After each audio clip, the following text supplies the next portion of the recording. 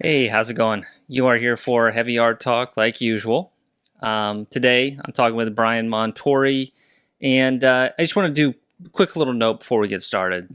First and foremost, Brian, super passionate, energetic, great storyteller. I loved having him on the show. That being said, there is an incident that occurs at the end, and we both talked. We decided to keep it in there, but it threw me for a loop. And what you will see at the end is it's interesting to say the least, and it's a bit of a shift of the mood. Anyways, just want to give you guys a quick heads up on that, but beyond that, enjoy the episode. Thank you.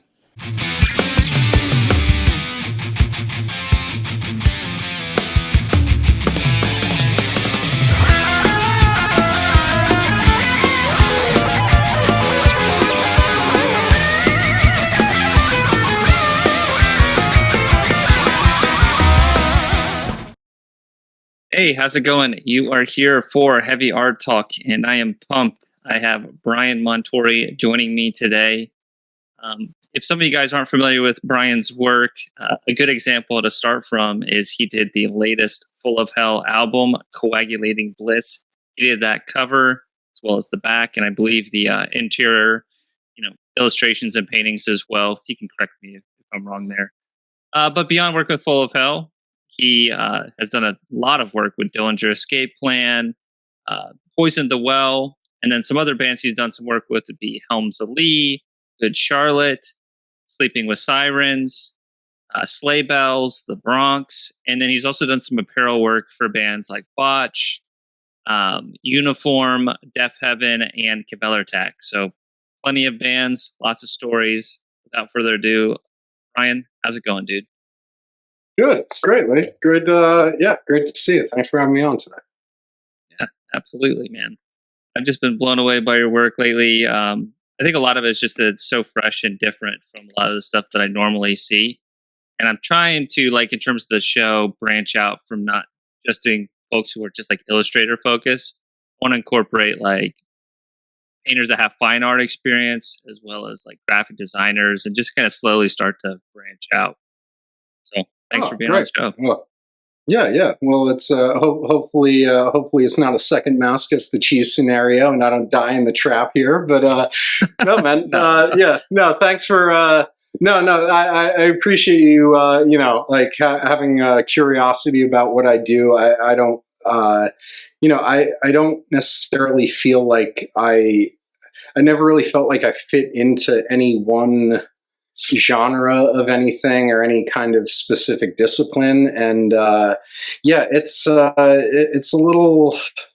been a little bit more of a freewheeling thing than a direct line from from me drawing in pencils to me creating a record cover. There's been a lot of weird twists and turns that have gone into the whole thing, and hopefully I can shed a bit of light on some of this stuff for you.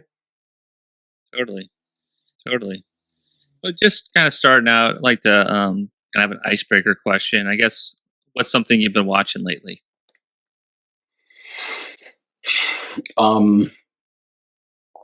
Ladder reviews. Ladders? I need my ladder is on the way out, and it's been getting a little bit dangerous for me to go up and down the thing, so I need to buy a new ladder. So it's not the most exciting, riveting film drama, but I've just been looking at what a good new ladder for my studio is going to look like. So that's okay. The only reason I'm mentioning that is because I was looking up something on YouTube this morning, and my search history has been completely corrupted by trying to find a ladder that's not going to hurt me or whatever. So that's not exactly what I might tend to watch on the weekend or anything, but right. Yeah, let's see. I watched Late Night with the Devil. That blew my mind as well. Have you seen that yet? I haven't. No, I need to rent it or something. I think it's a little hard to watch in theaters at this point. Oh yeah. I just I watched it through one of the streaming services. I think it might have been Amazon. but yeah, that was I couldn't. That blew my mind as well. During the pandemic, I don't even know how it happened. I watched. I like weird. I like weird things that shouldn't really make any sense. I remember hearing at some point that Orson Welles, the great Orson Welles, director of Citizen Kane, had done a bunch of ads for Marshmallow Peeps. And I mean, that in itself was kind of crazy, but me looking for this on YouTube, eventually it kind of started to tweak my algorithm a little bit, and I started to have interview clips of Orson Welles come up, and it would be of him on the Dick Cavett show. So I would start pressing play. It's like, oh, Burt Lancaster, what's this one about? And like I would start pressing play on all of these old Dick Cavett interviews that were filmed in the 70s and the 80s, and like there's a really talk shows just aren't made like that anymore. It's just like there's almost like a Wes Anderson feel to it. It's like a camera that's straight on. You have the subjects there. It's a really like aggressive in your face presentation of two people on like on camera. And they don't beat around the bush with any questions. It's like, yeah, if that were to happen today, it'd be like a guest would come out and the host would be like, so Israel, let's do it. Like, I mean, just like jarring questions. But the format of it, the texture of the film quality, like just, I'm a child of the 70s. So like, there's just something that's, inherently comfortable with the way that like film stock looks from then. It just, it feels like home in a weird way. And so, when I'm watching Late Night with the Devil, there's a horror aspect to all of it that might be the thing that I should be focusing on. That, like, there's a plot and this and that, but I just couldn't remove myself from the texture and the completely convincing visual thing that, like, I was watching something from that era, and it's.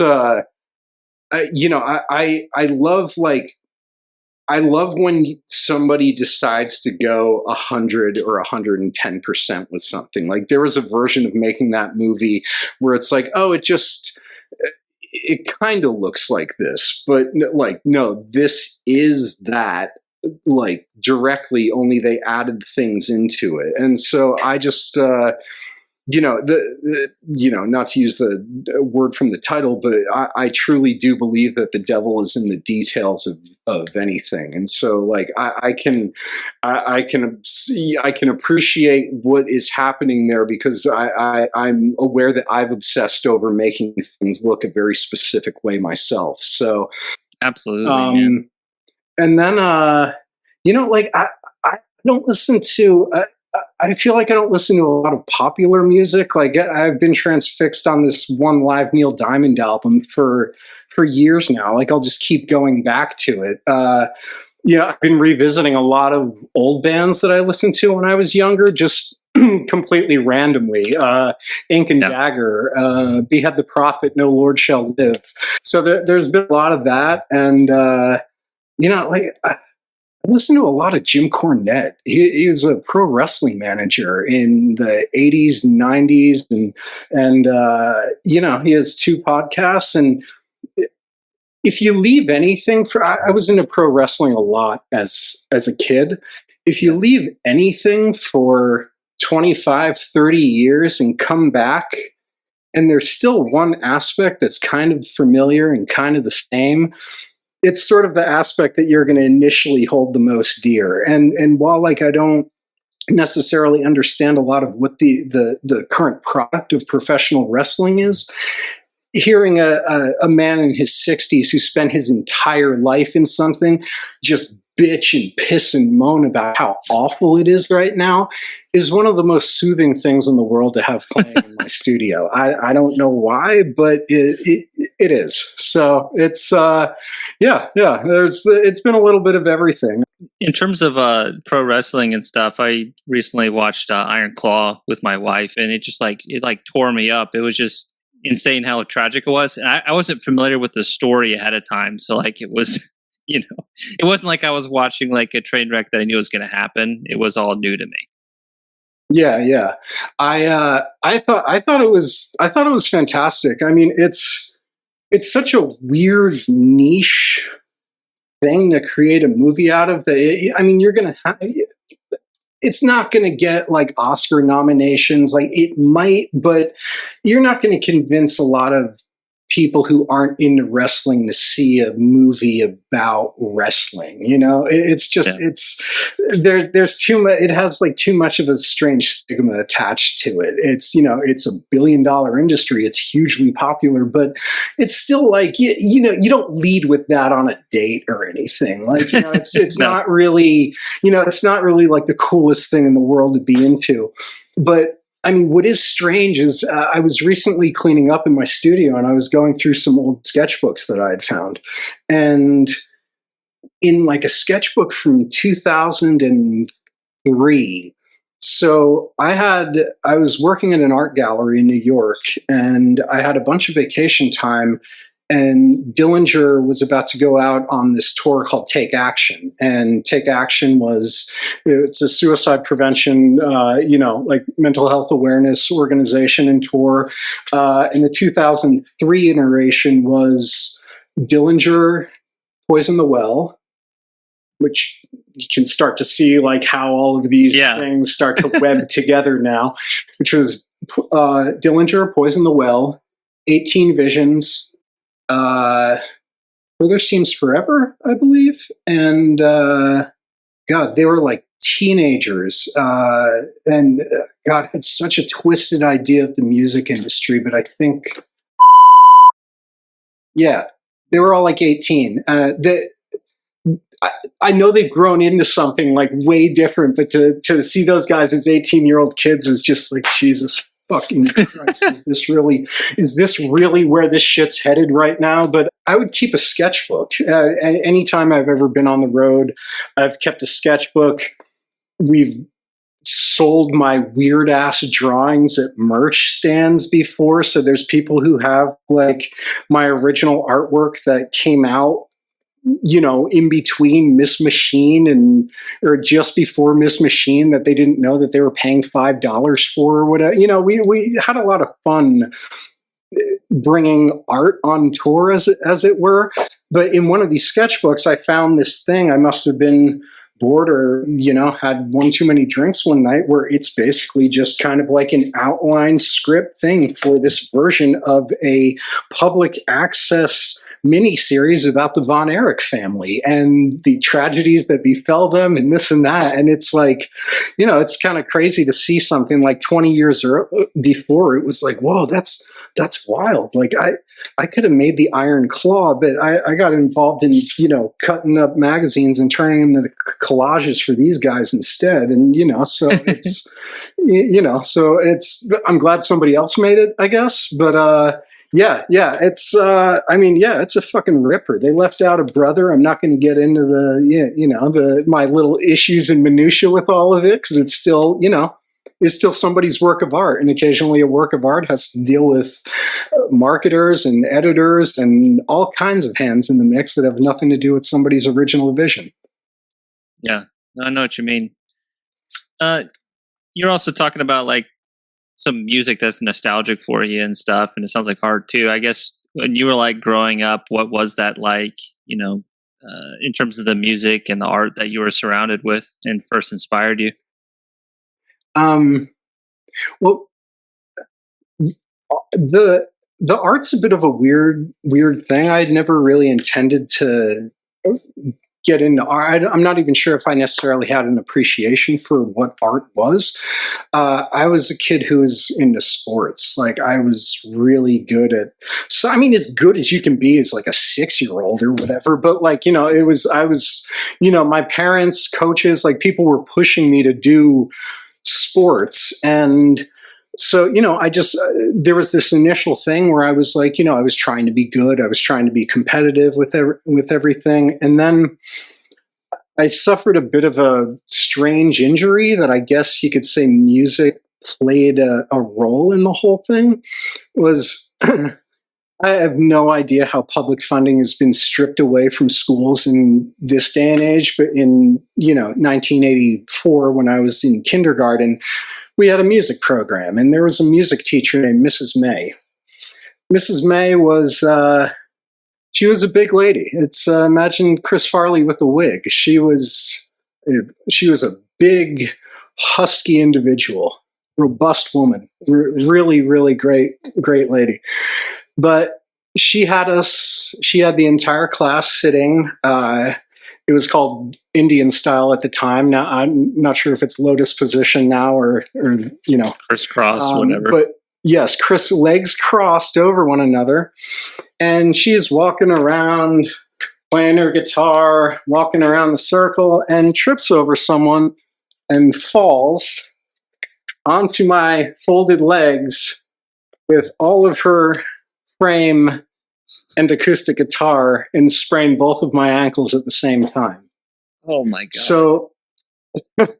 So I very quickly went from running around on a soccer field to what it hurts to even stand. I can't walk. I can't.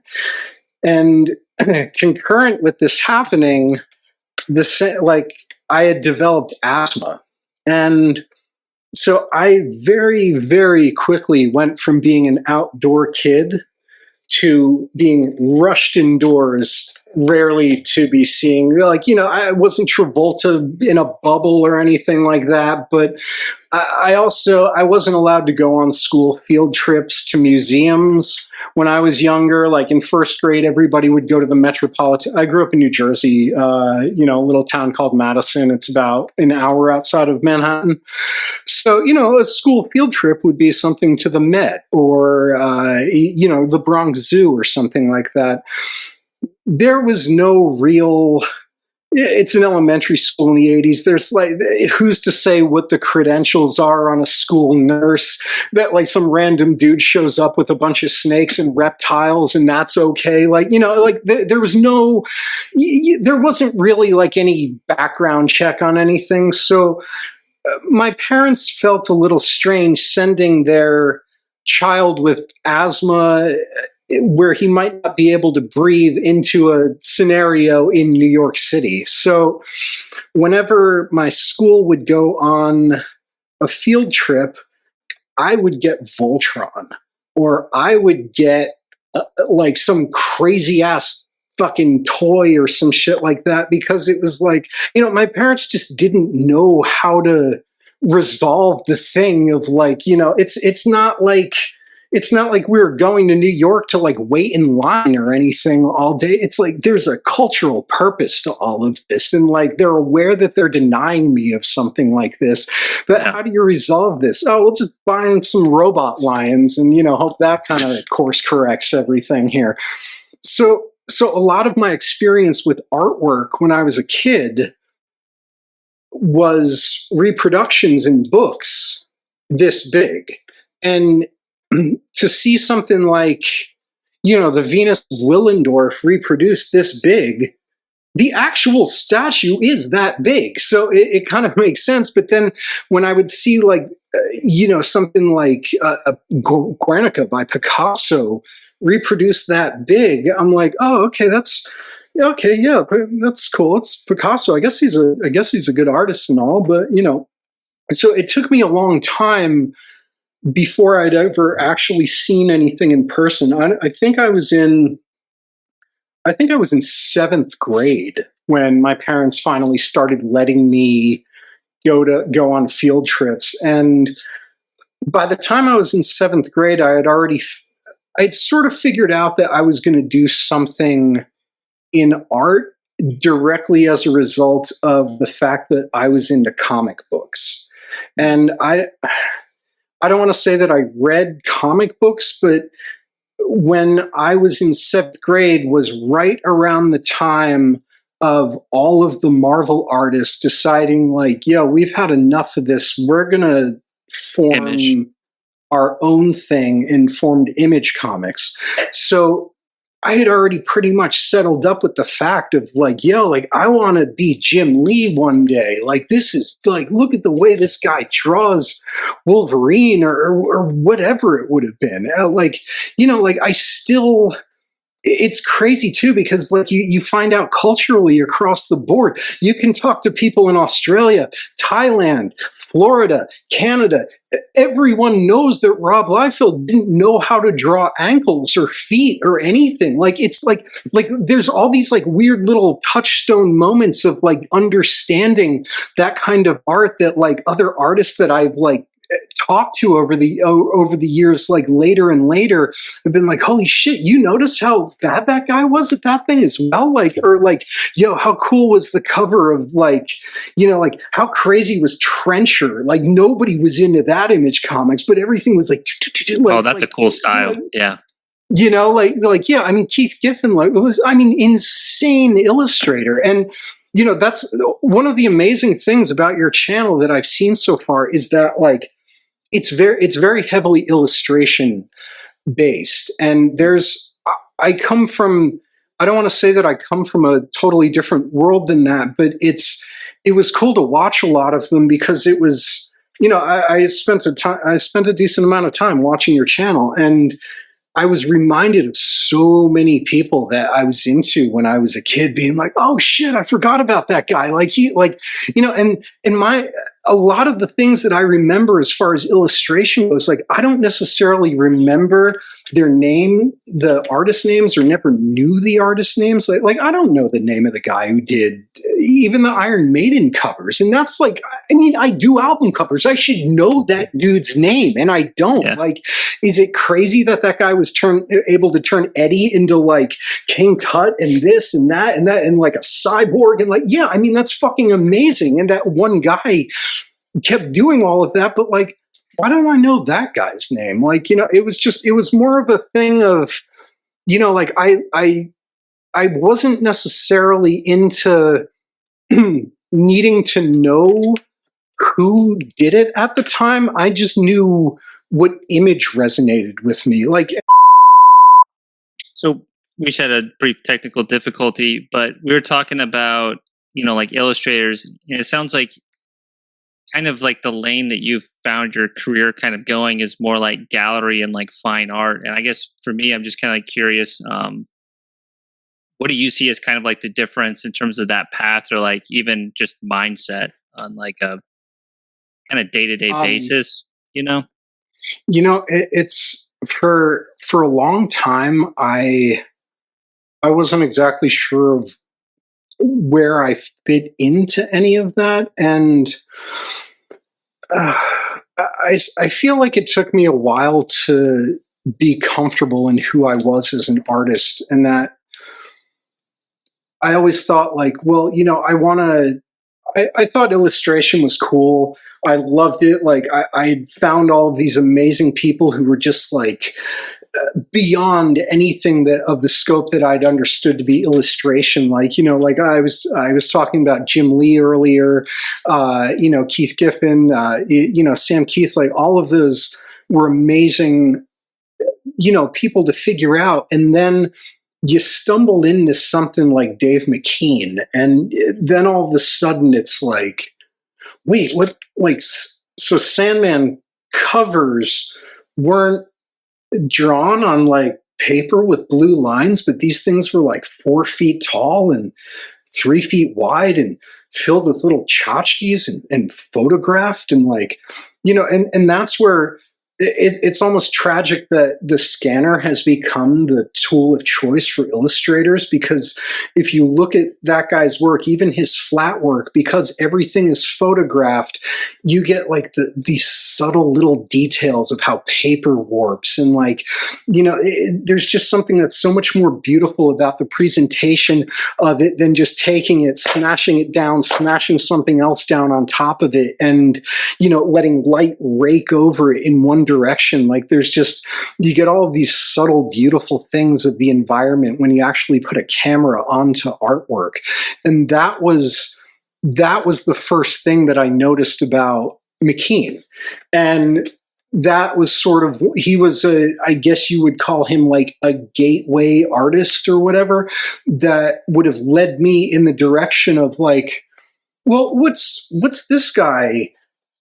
What is he into? And like McKean would talk about this guy Brian Froud, and like I knew Froud's work because like I loved Jim Henson growing up, and he's like did Dark Crystal and Labyrinth, and all of the fairies illustrations.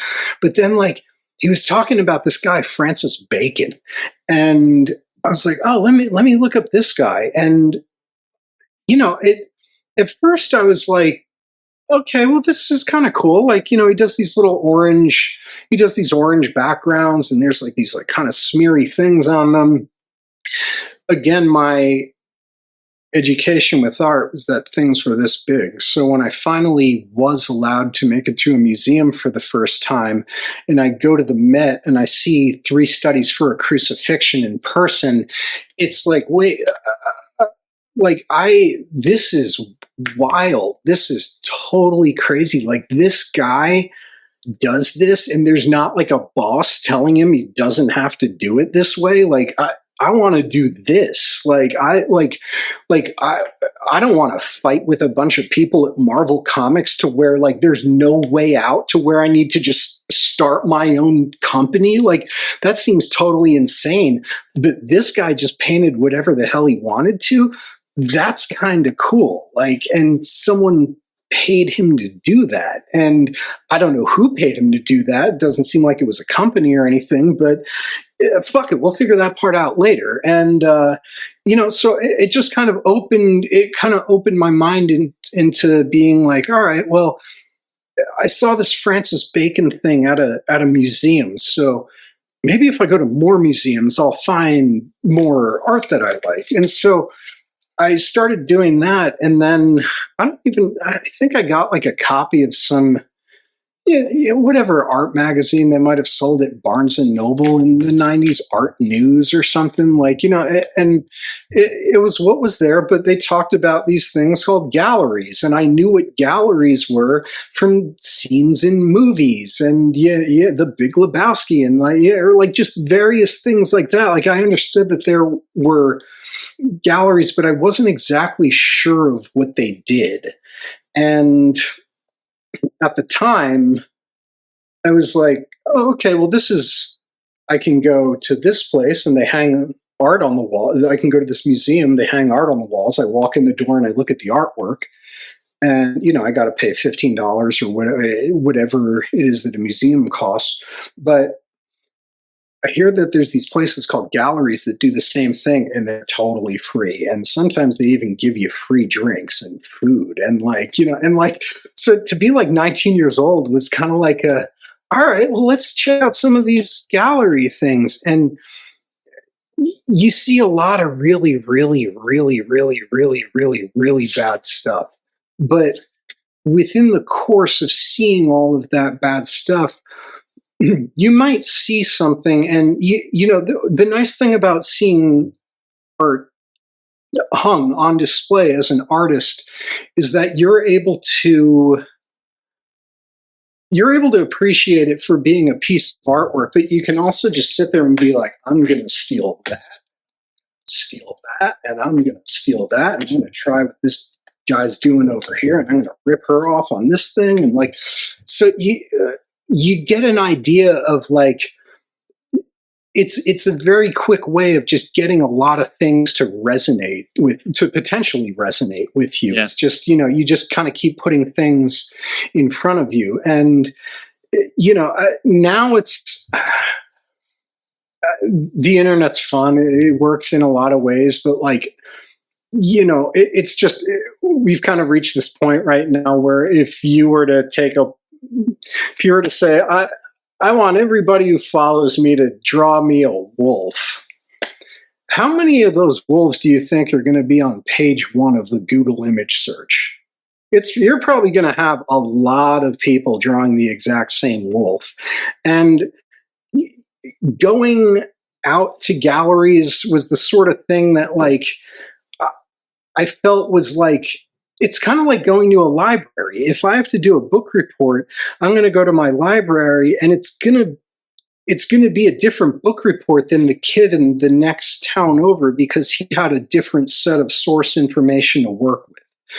And so I feel like that we've lost a lot of like the initiative to like want to actually go out and dig really deep, because I mean, deep is where the good stuff actually is. I mean, that's where you're going to find the stuff that was like, oh shit, like we printed this in the 70s. We could never reprint this now. Like, this is like, there could be the worst like social information in this book on like, cows or something like that. It's just, you could have had some crazy author just go on riffing about whatever, about race or something in it. But the book still had these amazing cow photos in it. So, like, I feel like if you're going to stick with not, like, doing the work or the research or whatever, ultimately it's going to, the evidence is going to be there. Like, I'm somebody who I really, really researched the hell out of something. Even, like, the dumbest thing. Like, I went for a run one day to get some exercise, and 3 weeks later I'm waxing philosophical on VO2 max. I know the name of like every ultra marathon winner of the last like 22 years or whatever. Like, I don't know how to I don't know how to experience something just sort of on the surface. Like, once you start digging is where is kind of where the cool stuff starts to happen. And that's like, where you can start connecting one thing to the next thing. Like, it's, like my childhood experience with artwork. We were kind of talking about that a little bit earlier. And, I was talking about it with a buddy of mine earlier as well, where, it's not necessarily like a painting or a drawing or a sculpture or something like that, but like, the scene in Superman 3 when the woman goes back into the computer and it starts wrapping around her and she turns into like a cyborg, and like, I mean, it's so like you could see the same paint on her face that they use in the goddamn Tin Man on The Wizard of Oz. Like, it looks so bad, but it's just such a sharp, polarizing, unique image. And like, so something like that. And then like, yeah, have you ever seen Rocky IV? Yeah, but it's been a while. Right. So it's the Russian one with, Dolph Lundgren as Ivan Drago.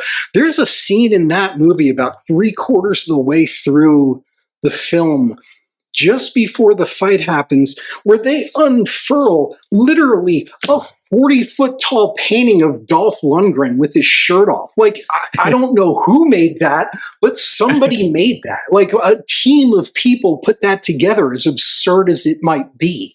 And so, like, I'd always see these things, like I'd catch them on, like I said, I was a sick kid for a lot of it. So like that kind of placed me in front of a television.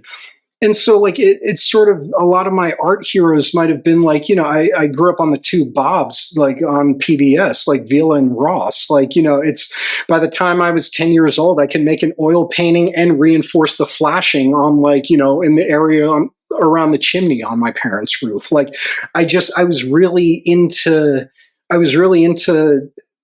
that, because I couldn't go to, school field trips, and, I wasn't able to go see a lot of those things. So, I started understanding people like Jim Henson as artists, and people where it's like, wow, this is, yeah, I mean, I get that it's like the Muppets or whatever, but like here, he's got this one branch that's trying to educate people. It's this other branch that's trying to solve world problems. He has his own weird creative shit that he's doing over here off on the side. And like, I started to understand artists as like, as something a little bit more multifaceted. And like, when I was younger, I was hell-bent on, I read a Francis Bacon interview once, and he was just like, "Oh, I think illustration is rubbish," or and it's like, so immediately I love Bacon, so I'm like, well, fuck, I can't be into illustration anymore. Like, I gotta, like, who is this guy into? And like, I try, like, it's like, and like, I don't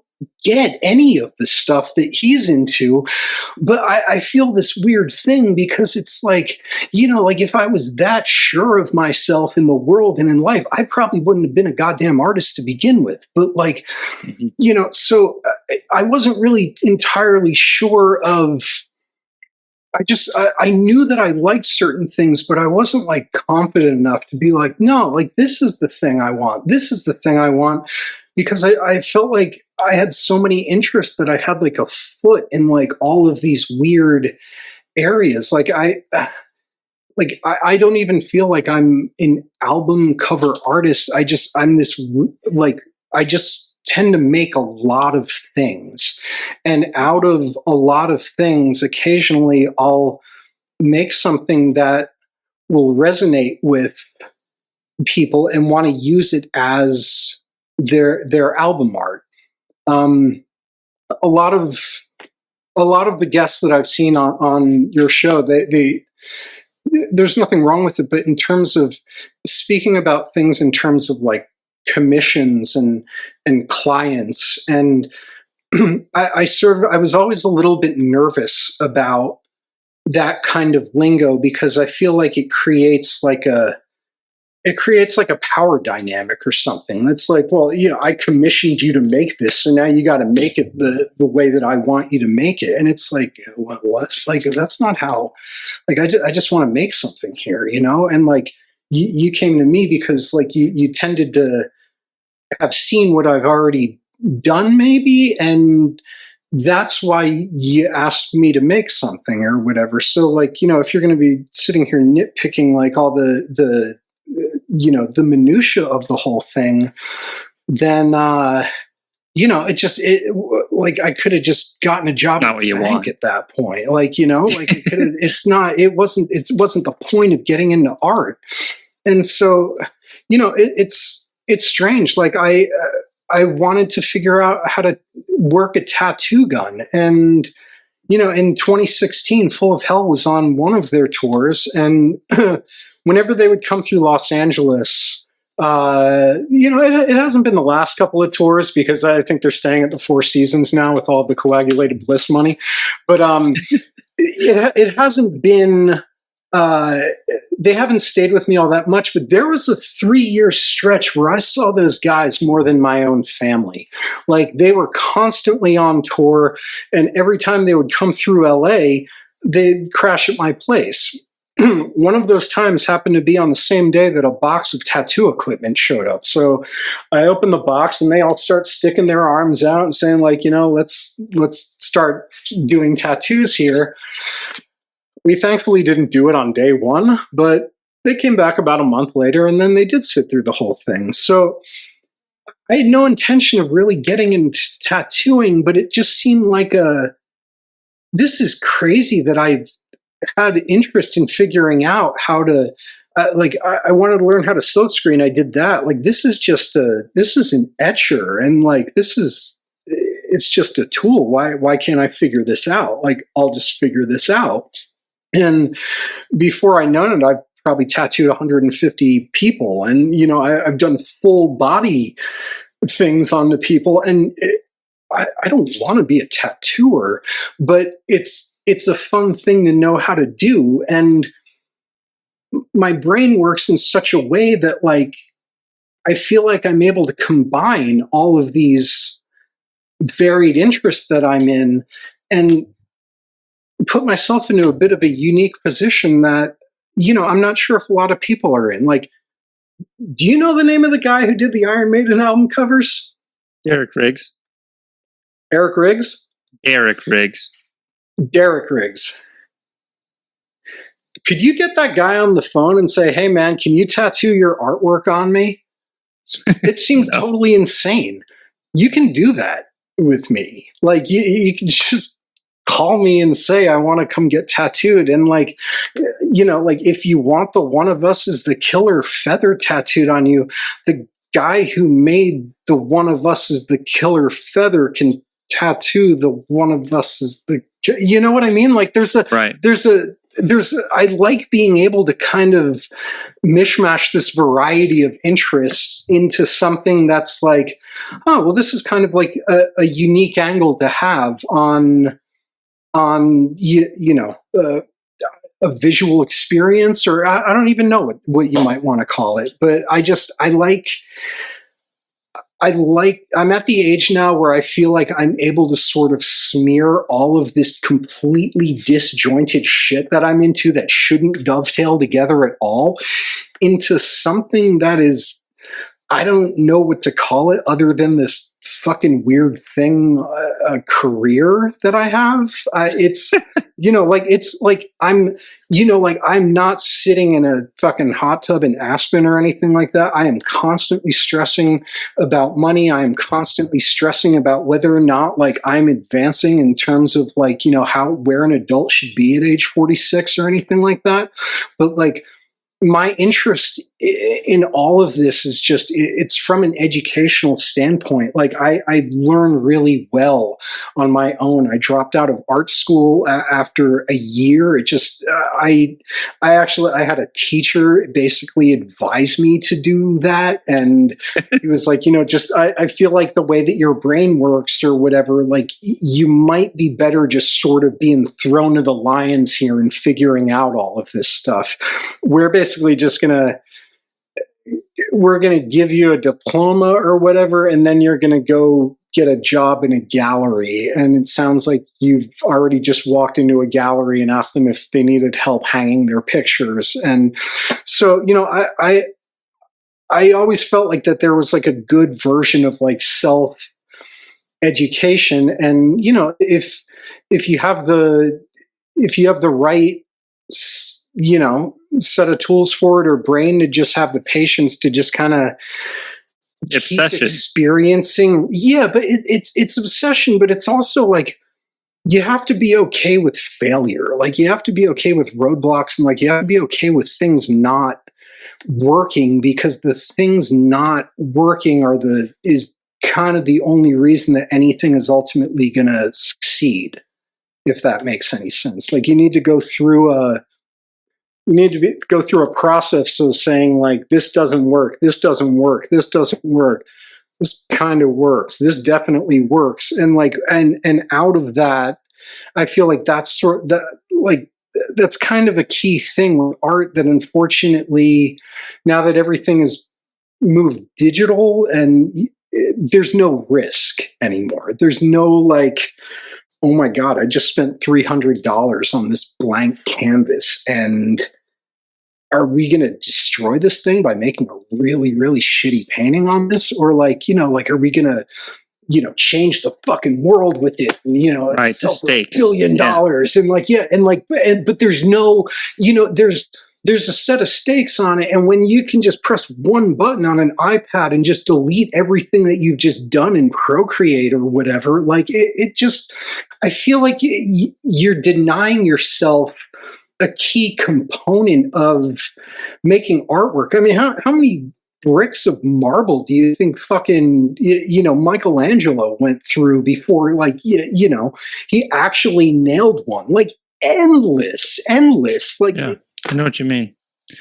I guess one thing I did want to touch on is like, so you're talking about the 90s a little bit and starting to get interested in galleries and stuff. So how did your introduction to like working with bands even begin? Because it was like the early 2000s, right, that you're starting to do covers.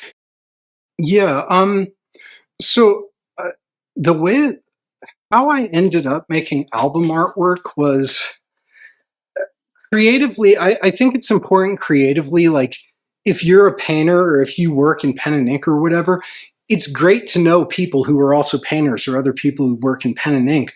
But I feel like with me personally, maybe with a lot of people, you find a lot of like the most interesting relationships that you have are with people who are creatively adjacent, like not necessarily doing the same thing, but where you can carry on a conversation with people about creativity or why you're approaching something from a certain angle, and it doesn't feel like, you're never at risk of anybody feeling like you're stepping on each other's toes or anything like that, because it's just like, well, I mean, shit, like he's not going to paint a picture about it and I'm not going to write an album about it. So I always felt like I'd learn a lot more if, my group of peers were still people who were creative people, but, everybody kind of did a little bit of everything. And that was sort of, that was just kind of what my group was when it was younger. And Dillinger I grew up with those guys in New Jersey. I got to know them in high school. I had a little punk band and they had a little punk band. I mean, their little punk band is fucking Dillinger Escape Plan, but like, like we had, we just kind of had like some common interests, and they needed somebody to make artwork for them. And so I made a little thing for them that was like, it was designed for a 1-inch pin, like a telephone. It's like a pen and ink drawing, like an old style phone. I think I made it with like a Pilot V5 black, maybe a V7 or something, like just like a standard writing utensil thing.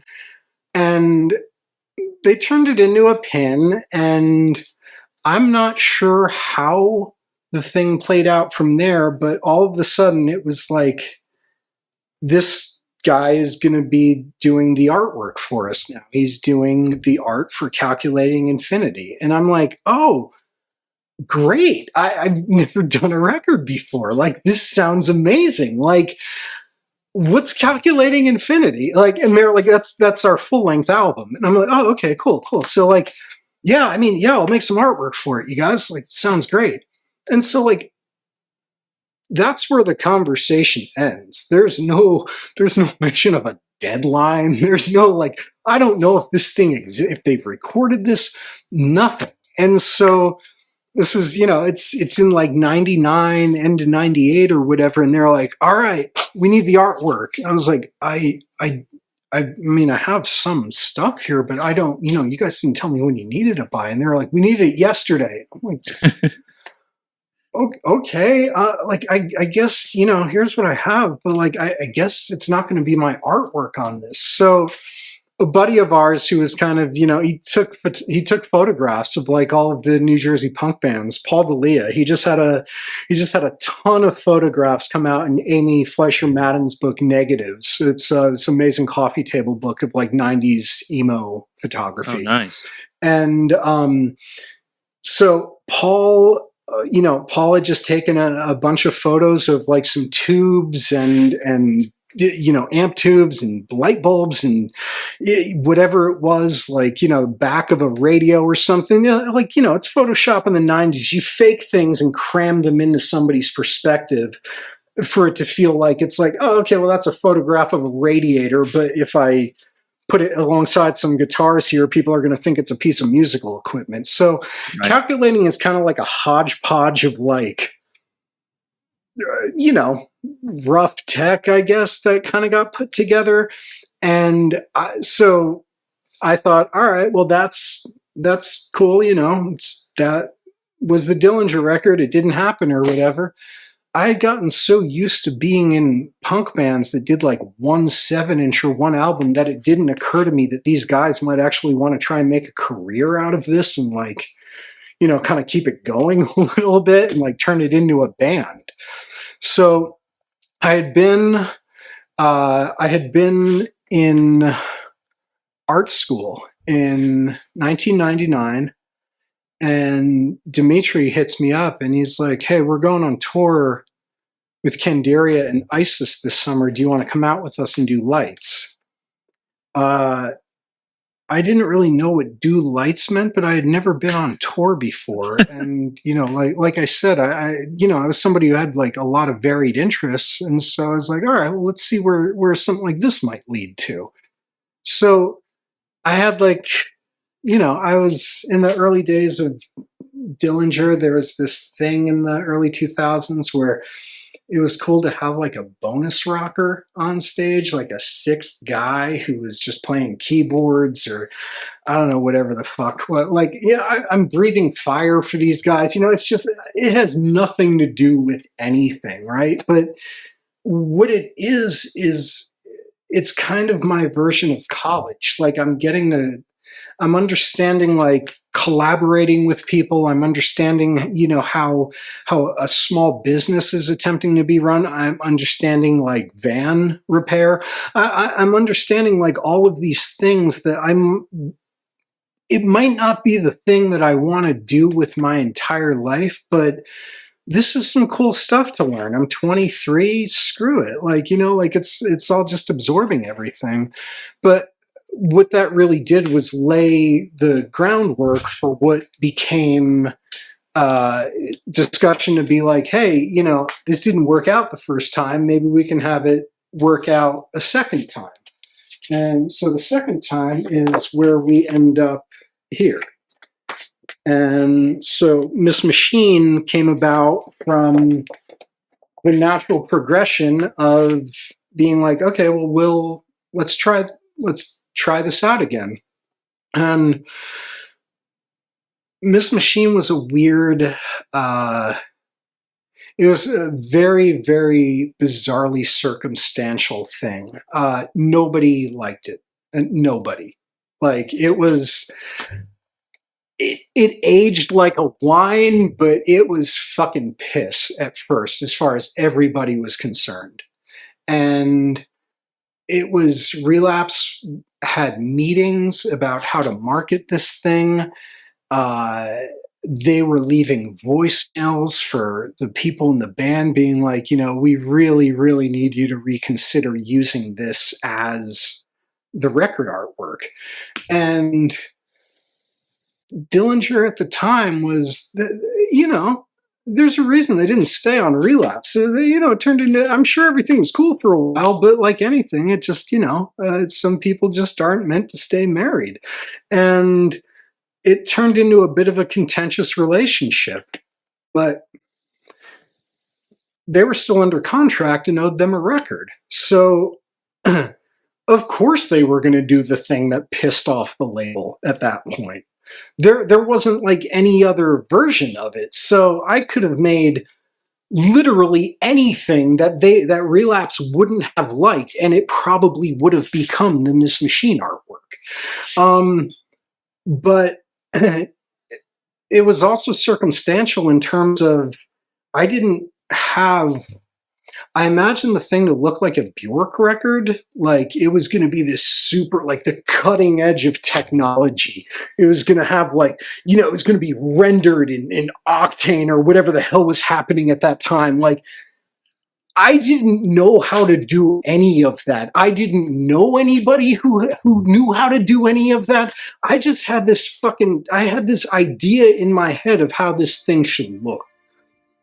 And me trying to explain it to the band without having access to that technology, I thought, I'll just make a collage and kind of show them what I'm going for here and hope for the best.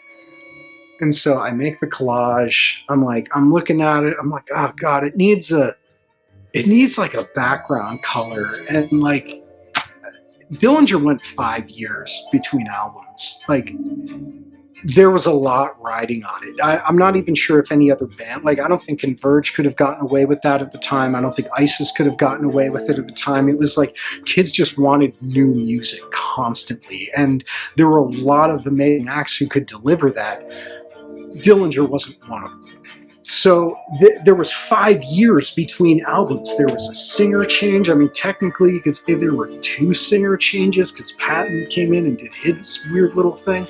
But like, there was so much time where it was kind of like, all right, well, what is this going to come back looking like? There was a concern of that. And like, it was like, well, it should be different. Like, it should just be different. And I just watched The Kingdom by Lars von Trier. Have you ever seen that? I haven't, but I know the director. I know what he typically does. Right. So this is his television show for Danish TV in the 90s. It's I remember renting it from a video store in high school, and the copy on the VHS box was like, it's ER meets Twin Peaks. It's not, but it's enough to get you to watch the damn thing. And you know, he does these, Von Trier would do these bizarre, almost like Hitchcock-like intros to each of the episodes.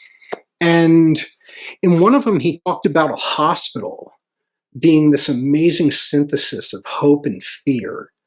And it really struck a chord with me, because I was like, that's kind of where we're at here. Like, it's like everyone's like, we hope this is gonna be this cool new thing, but like, is this gonna work, kind of thing.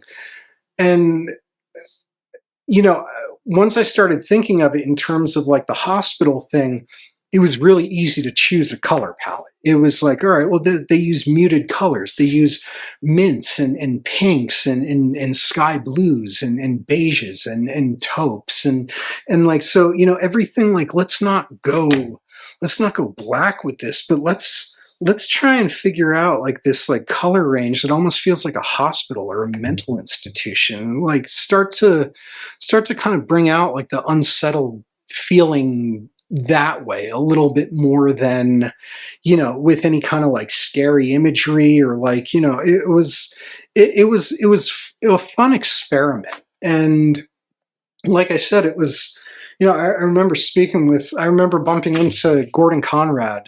Gordon, I think he's at Season of Mist now, or he had a label called Escape Artist for a while, but Gordon's one of the key players of the 2000 era relapse thing.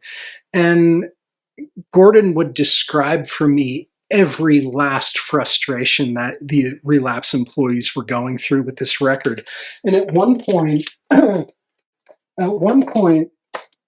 somebody had this thing opened, because, you know, the entire time I'm just like, how long can the book be? How long can the book be? So like, I keep having to make this thing longer and longer and longer and longer. Like, you know, like I want it to look like fucking Pee-wee's chain coming out of his bike. And it, like, you know, like when, like I wanted the thing to just keep going, and to hear so many stories of people working in the relapse office just being like, God damn it. Like, just, you know, it was like, I got such a kick out of it. And like, so at that point I started to kind of find these little things and set up these little conditions for myself, where it'd be like, all right, well, what if that was cool? That's not a typical experience with record artwork. It's like you're physically interacting with this thing to where it's pissing you off. Like that's something different. Like let's try and figure that out again. Like let's try and mine this thing. And so throughout the course of like getting to do more projects, I've kind of gotten to experiment with essentially, you know, like more or less anything I wanted to do. And there's another key component to being able to do anything that you're allowed to do, is that I typically don't work with total strangers. It's happened a couple of times, but for the most part, most of the artwork I've made has been a relationship that I've developed with people over a long period of time. Full of Hell was 10 years of knowing these guys before we started thinking of like, hey, maybe these two things might be able to come together and it wouldn't be such a crazy idea. But, you know, that was knowing them for a solid 10 years. Sleigh Bells was something similar. Sleigh Bells was, that happened as a result of Derek, who is, you know, the brainchild behind Sleigh Bells, was also a founding member of Poison the Well. So he had played with them up through the Take Action tour. I'd gotten to know Derek on that same tour in 2003. And he was like, hey, we're getting along great. I love that you're into artwork. What would you maybe consider doing something for Poison the Well? Great. That sounds cool. Dillinger hasn't asked me to make Miss Machine yet. So, okay. Like, Miss Machine came out in '04. So Poison the Well and I were on this tour together. I'm out with Dillinger, and Derek and I we're spending all this time having conversations about what this artwork should be. He's got this idea of like that it should feel like this tortoise in the hare type thing. I mean, he's describing something to me that in my head, like I'm just rolling my eyes, like this sounds like a goddamn green jelly video. But like, he was super passionate about describing it, and I was like, maybe I can fuck with this. And so I started making watercolors of like this really vicious version of the tortoise and the hare. And I was getting a laugh out of it, and that's sort of I have to think something is funny. It doesn't necessarily have to be funny, but for me to feel like I've successfully made a piece of artwork, I kind of have to get a chuckle out of it. It might not be the most popular, angle or whatever to deal with an artwork, but I grew up on cartoons. Like I grew up on the Muppets. I grew up on things that are meant to, it's artwork, it's animated, but it's supposed to be funny in some weird way. But, I'll occasionally think of, George Fisher. We chatted about him briefly the other night. Yeah. George Corpse Grinder Fisher, American treasure, icon, but now if you go on George Fisher's Instagram, can everyone take out their phones right now and go on George Corpse Grinder Fisher's Instagram? You don't really get the impression that he's Corpse Grinder. You get George Dad of the Year Fisher. He's bringing his beautiful family to Disneyland. They've got the Mickey Mouse ears on. Like, there's something that's amazing in all of that. Like, I like to get a chuckle out of something that's supposed to be serious.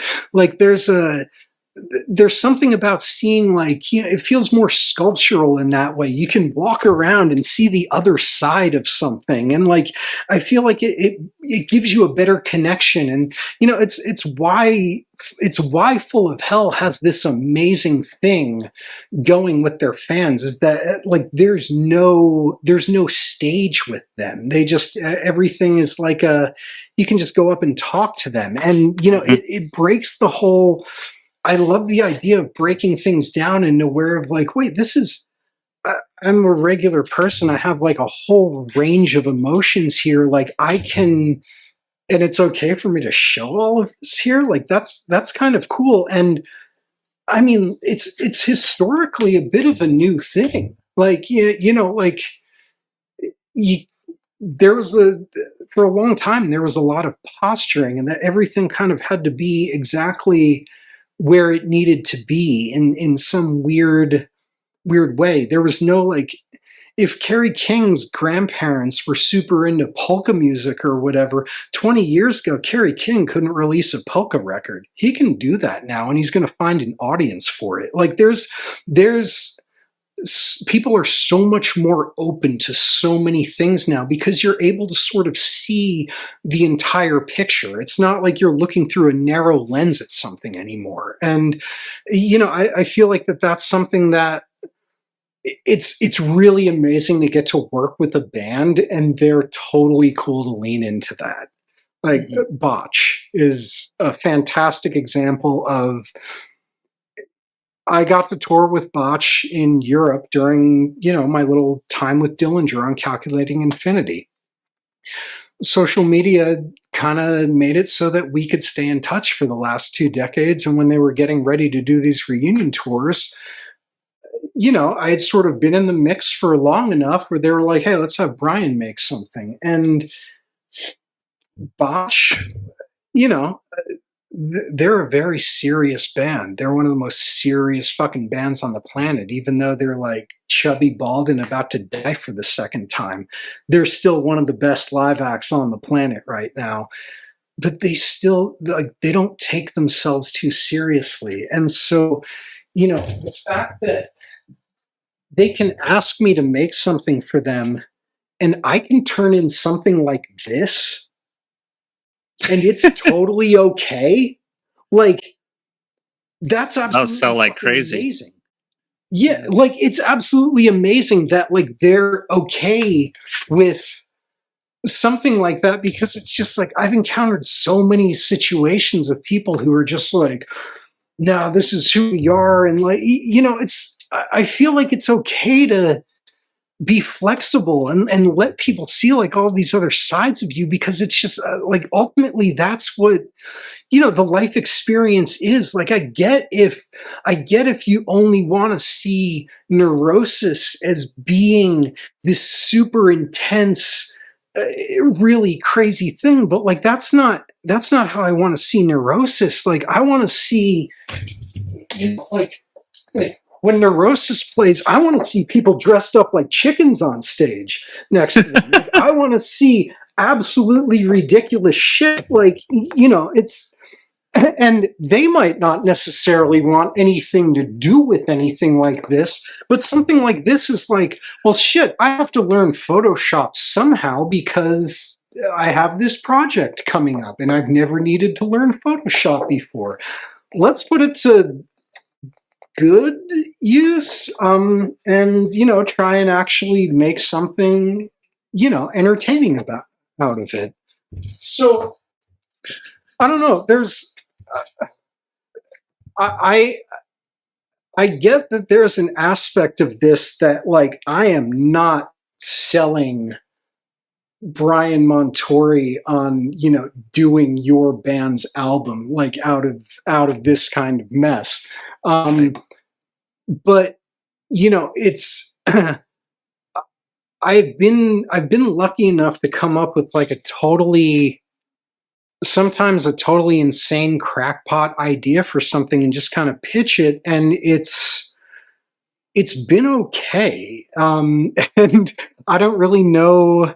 We were talking a little bit earlier about, before the interview, or maybe it was in the question of, like, how much input do I actually get in terms of, like, somebody's next record.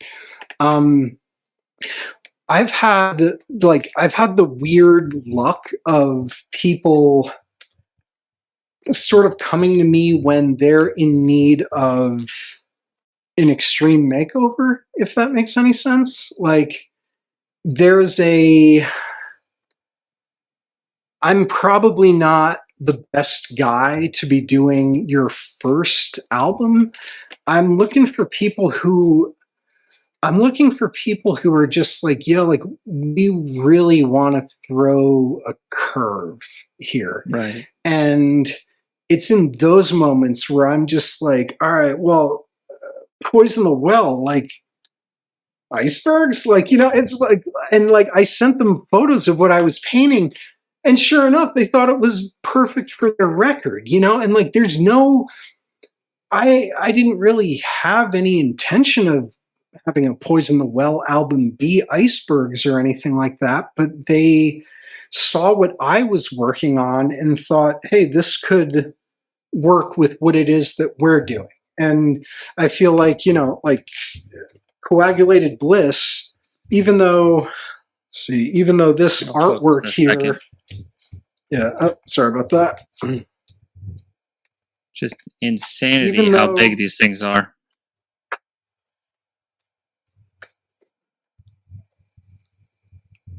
So yeah, they're they're all about 4 feet tall.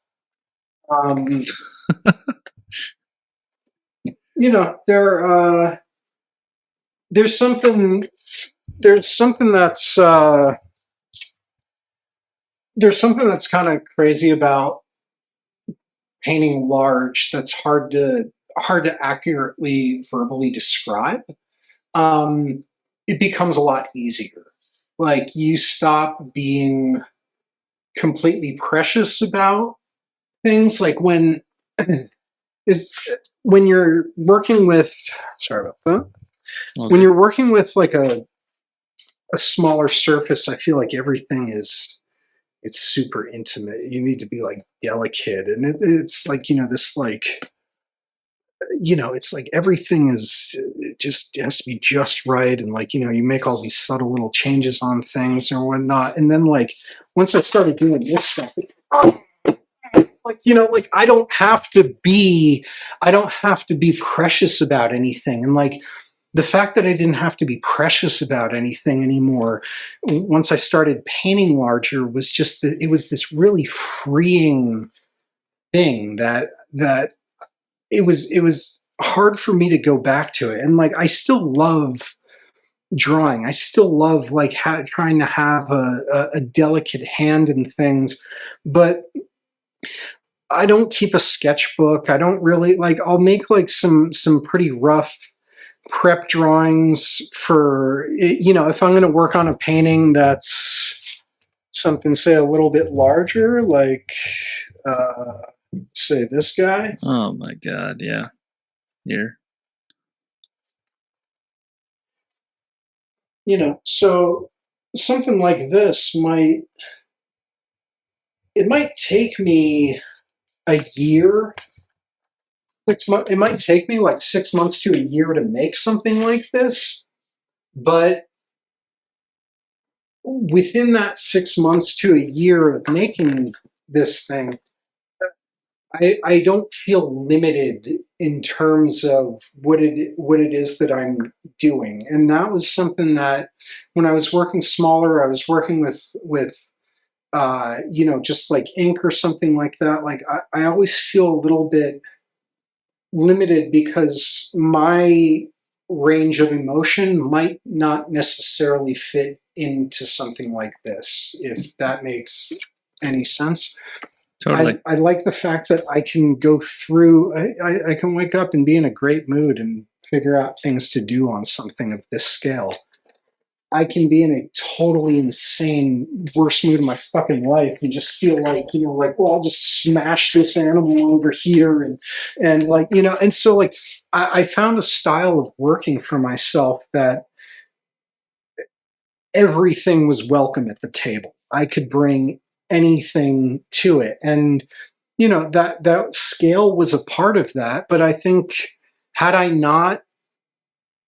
been able to see paintings at their true scale from going all the way back to when I was a little kid, I might not have gone down this kind of road. It was like the absolute shock moment of finding out, like, wait, these things are massive. Like you can make giant things like this, and that's cool. And like, it's I'm not saying that, like, by no means am I saying that like I found something that's like better than drawing small or anything like that. I mean, fuck, man, like I couldn't last an hour in the ring with you or any of the other guests like who've been on this. Like I have big ogre hands that are the natural enemy of micron pens. Like I can't keep it together to like maintain that sort of discipline over that kind of span of time. It's just not, my brain is kind of half broken in that regard. But I found something that worked for me. And so out of that, I'll end up with like a bunch of things that are not only like, will I be able to put a bunch of different emotions onto this one thing, but I also found like it was okay for me to have a variety of styles, because it was like, I had a variety of interests. Like, I'll bring you back over this way here. Within Full of Hell, you see aspects of, you see things like grids, you see things that are repeating themes for me. And Miss Machine is a grid. Like, like a lot of my artwork tends to have grid patterns in it. So, when I have something like this wall of drawings right here, the drawings themselves, I don't necessarily consider something like this, like I don't make this for the same reason as I would make one of the larger paintings, but something like this is like when I was a kid, I would walk into the video store and like just be looking at all the VHS covers of like, just bad B movies, or they don't necessarily have to be bad movies or whatever, but just the graphic design of that era was something that really resonated with me. So when I went to go about trying to make some new drawings, I was like, well, maybe it's not so much of like trying to make something that like you think is like an amazing thing or anything like that. Maybe it's okay to just scratch the itch of wanting to feel like what it felt like to walk through a video store as a kid and like see like all of these cool like airbrush things and watercolor things with gouache and like things with like, I guess you'd call it graphic design, but there's no computer at play just yet. So, like I do a lot of things that are just sort of meant to, just sort of satisfy something for me creatively, and I'll just kind of keep going with it, and I don't really know where to stop with it. So I'll just kind of burn myself out, I guess. I'll take something to the nth degree and then need to stop and abandon it and move on to something else. But I'm old enough now to know that I work on a turntable. Like everything that I work on, I will eventually come back and revisit. Like even things that I never thought I would touch again, I'll find myself back into. Like, that right there. Yeah, that's all new ammo. What's it for? We're working on something, but I never thought that I'd see any like a lot of this stuff again, just because it's like I always felt like, oh, okay, I'll just move on to the next thing. But there's something really cool about revisiting something later, and that like it's I was always a sucker for this Miles Davis quote that went like, a good trumpet player can take a year off of playing trumpet and gain 2 years experience. If that makes any sense. Like it pays to see things with fresh eyes, I guess. And so I'll tend to mine something as deep as I can go with it. And then it's not really like an aha moment or anything like that. It's just like, God damn, dude, like you're sick of looking at this stuff. Why don't you just kind of try something else for a little bit? And so, it's usually those moments of where I'm just like, all right, how are you sick of something that you worked so hard to get to a certain point? And it's just kind of a question of like, if I feel like I've gotten to a point where I'm happy with something, then it's like, all right, well, let's set this aside for a while and pick up the thing that you're not so happy with, and we'll improve that to where that gets to a place that you're happy with. So I kind of feel like it's this constantly moving, constantly learning, constantly evolving educational thing in a weird way. So at any given point, I can just walk in here and paint a brand new set of icebergs, and I'll get a different set of feelings out of it than I would have gotten in 2007 when I painted icebergs, than I would have gotten in 2012 when I painted icebergs. So there's I believe that you should just sort of, I'm not saying you should just go around rudderless or anything like that, but there's something to be said about, without sounding too much like a hippie person in California or whatever, there's something to be said about getting caught up in a current and just sort of going with the flow of things. Right. Totally. Do you want me to pull up some other artwork in the slides, or do you want to see, here's like, so this is a photo of the painting, because you're talking a little bit about that. Did you take the photo, or how do you do that typically? Yeah, I have a camera set up. It's not the fanciest thing in the world. It was like a $400 Nikon. It's nothing crazy, but yeah, I set up some lighting in here and just hung the thing and shot everything. And a good friend of mine is Daniel McBride from, I don't want to say from Sumerian, but that's where the bulk of McBride's career was the graphic designer for Sumerian. So every goddamn 1800 layer Veil of Maya Photoshop document or whatever, that's all Dan. And he's I tend to kind of run everything past him. He worked with me on a botch shirt where I was just like, look, man, like I know what the idea of this is supposed to be, but like, I trust anybody who, it was his stock in trade for so long, whereas I've done 15 albums in the course of my entire existence of doing record artwork.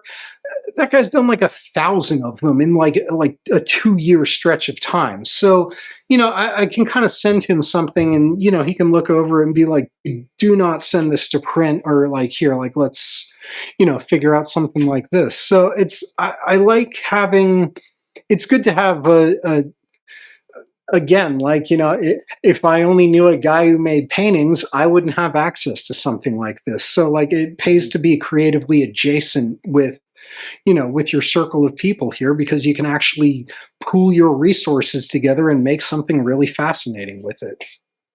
Totally. If I'm not mistaken, I think I saw maybe on your post, are there actual like bird feathers as a part of the painting and like fabric, or oh yeah, there's components? yeah here, I'm gonna give you a little zoom here. So painting itself is we have there's feathers in here, there's a t-shirt that's glued on in the place of the shirt on the figure who's laid out on the road.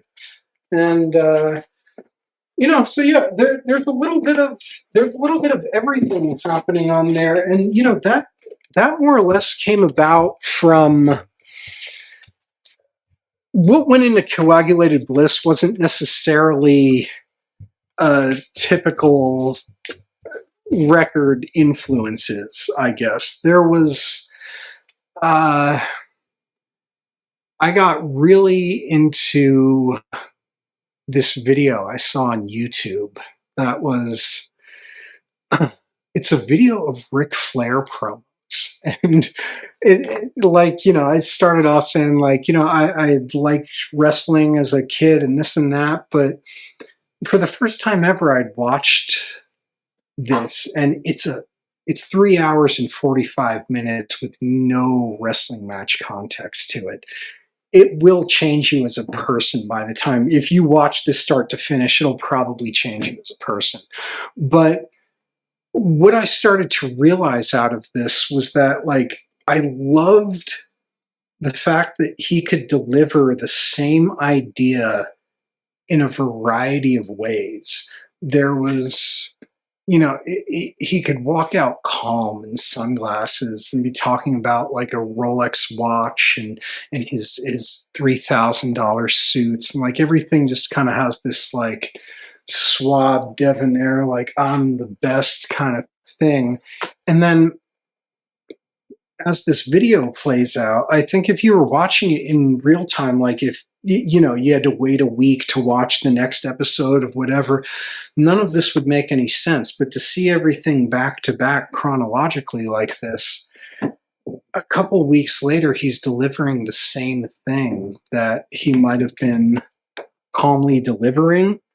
But now it's different. Now he is exasperated. He is completely covered in sweat. His hair's all fucked up. He's bleeding from the head, and he's just screaming this same information into the camera. And it's like he's still talking about a Rolex watch and his suits and the limousines and this and that, but it is the most unhinged, crazy version of the thing that I just saw. So the Full of Hell record, this Full of Hell was a learning experience in a lot of ways, in that I initially made for them something that, see if you can follow me here. I made for them something that I thought they wanted me to make when in reality, what they wanted me to make was something that I wanted to make for myself to be used for them. Makes sense. So I had turned in a version of Coagulated Bliss that got straight up rejected because they were like, there was a weird element of like, a lot of it was lit up by police sirens. And we have two members of Full of Hell playing in Jarhead Fertilizer who, in the course of this record had a record come out with police lighting a scene. So it was like, oh, well, this is the first time this has ever happened. I had no idea. I mean, what are the chances, And so it was like, all right, but they were like, so we don't want to use it for that reason. But the other thing is that we kind of feel like you could be a little more you. And this record was, Dylan's talked about it a little bit in some of the press about this, but he's squarely blaming me for why the new Full of Hell record is about real shit and not some fantasy demon world or any of that other stuff. We're just kind of having a talk one day about what the new record was going to be. And like, damn, man, like it's David Lynch's entire career that the weirdest shit is like buried in the most normal shit. So it just made sense to me that like, hey, maybe it's time that we move on from like this fantasy world and think like, hey, maybe shit's kind of screwy here too. And so that was sort of the genesis of the songwriting process with Full of Hell. And so this was a rare project in terms of there being a legitimate back and forth thing that was happening where it's like, I'm saying you guys aren't being enough of you, be more you. And they're coming back at me and saying, you're not being enough of you, be more you. And by the end of it, we ended up with this fucking like weird teal and orange record that's like covered in feathers that's so drastically different than anything else that they've done. And like, it was like, I think a lot of people are always expecting like, well, I was looking a lot at the paintings of Hieronymus Bosch, and it's like, no, this came together because of a Ric Flair promo video and a box of Fruity Pebbles that had exploded on the sidewalk outside of my studio. That's what I was essentially unresolved in a lot of how this was coming together. And then it was like, oh, okay, I need to show that there's something that's happening here. Gosh, how am I going to do this without sounding like someone from California? Interdimensionally. Like, I wanted there to be... Have you ever heard of John McCracken? He was a 60s, 70s, 80s sculptor. Very minimal forms. When you see them, they kind of all look like the obelisk or the monolith from 2001.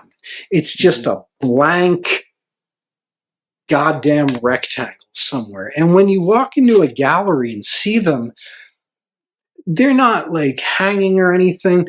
They just lean against the wall. It's like just lean against the wall. There's nothing to it. And then you read an interview with John McCracken, and it is batshit insane that these things are doorways into other dimensions, and that they have this finish on them that's glossy. So when you look at yourself, you're experiencing the shadow self, and it was the craziest concept in the world to me. Of like, wait, all of this information is just in this strange shape here. And so I like the idea of it being like, all right, well, what if this was kind of like this threshold between these two worlds of things feeling like, this is the safety of home, this is where we grew up, and then there's just like the big bad wolf is at the door kind of poking its way through the fabric. And so like I sort of ended up with these situations where there's there's no real direct correlation or whatever, or like distinct line between indoors and outdoors anymore. Yeah. And it's everything got painted over and over and over and turned it into this. I mean, it was genuinely a collaborative process that went on way longer than it should have. In fact, so much so that like I missed the deadlines on it. Like, thankfully nothing had to get delayed or anything like that. But Yeah. So how was it working with closed casket activities then? It was amazing. Justin is everything that somebody who is genuinely a fan of music, who wants to put music into the world, should be. He's a fan of things first, and then I think he and I think we share a common affinity in that, like, just be cool with people, just keep showing up. Like, there's you just develop relationships with people over time, and closed casket, this is the first Full of Hell. I mean, the Nothing came out on closed casket as well, but this is, they've left Relapse, and they had I'm sure they had all kinds of crazy offers. At one point I heard Sacred Bones' name was thrown into the mix here. I'm sure that there were majors and Nuclear Blast and this and that, and Justin had gotten to know the band over a long timeline. And my most successful things in terms of a good album cover have all been through people that I've gotten to know on a longer timeline. And then you see what works for them and what doesn't work for them. And you kind of see like, all right, well, here's where me entering the picture could help them out, but it might hurt them if I just kind of force my way into it because I need to do something with Full of Hell.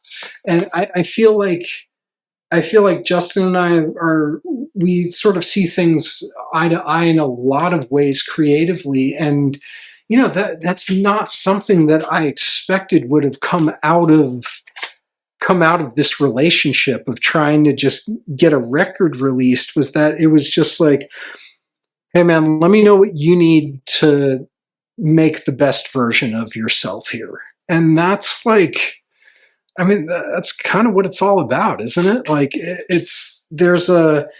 if you're able to work unrestricted and like feel like you have people's support and people have your back, it's like, it's the kind of thing where like, I'm going to veer into a Kermit the Frog speech here, but like, it's like everything is possible when you have like everyone working together in this way. So how did you end up working with Full of Hell then? Like, is there a story behind that? A couple of times in my life, I've performed in a band, not doing lighting for Dillinger or whatever, but a couple years, maybe a decade ago, I had a hobby band in Brooklyn called Psychic Limb. And, how old are you, Lee? 32. 32.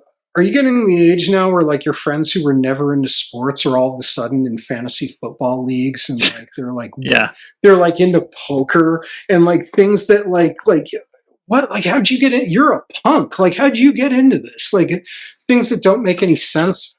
So when my friends and I were in our mid-30s, we didn't want to do a fantasy football league. We thought, let's do a grindcore band.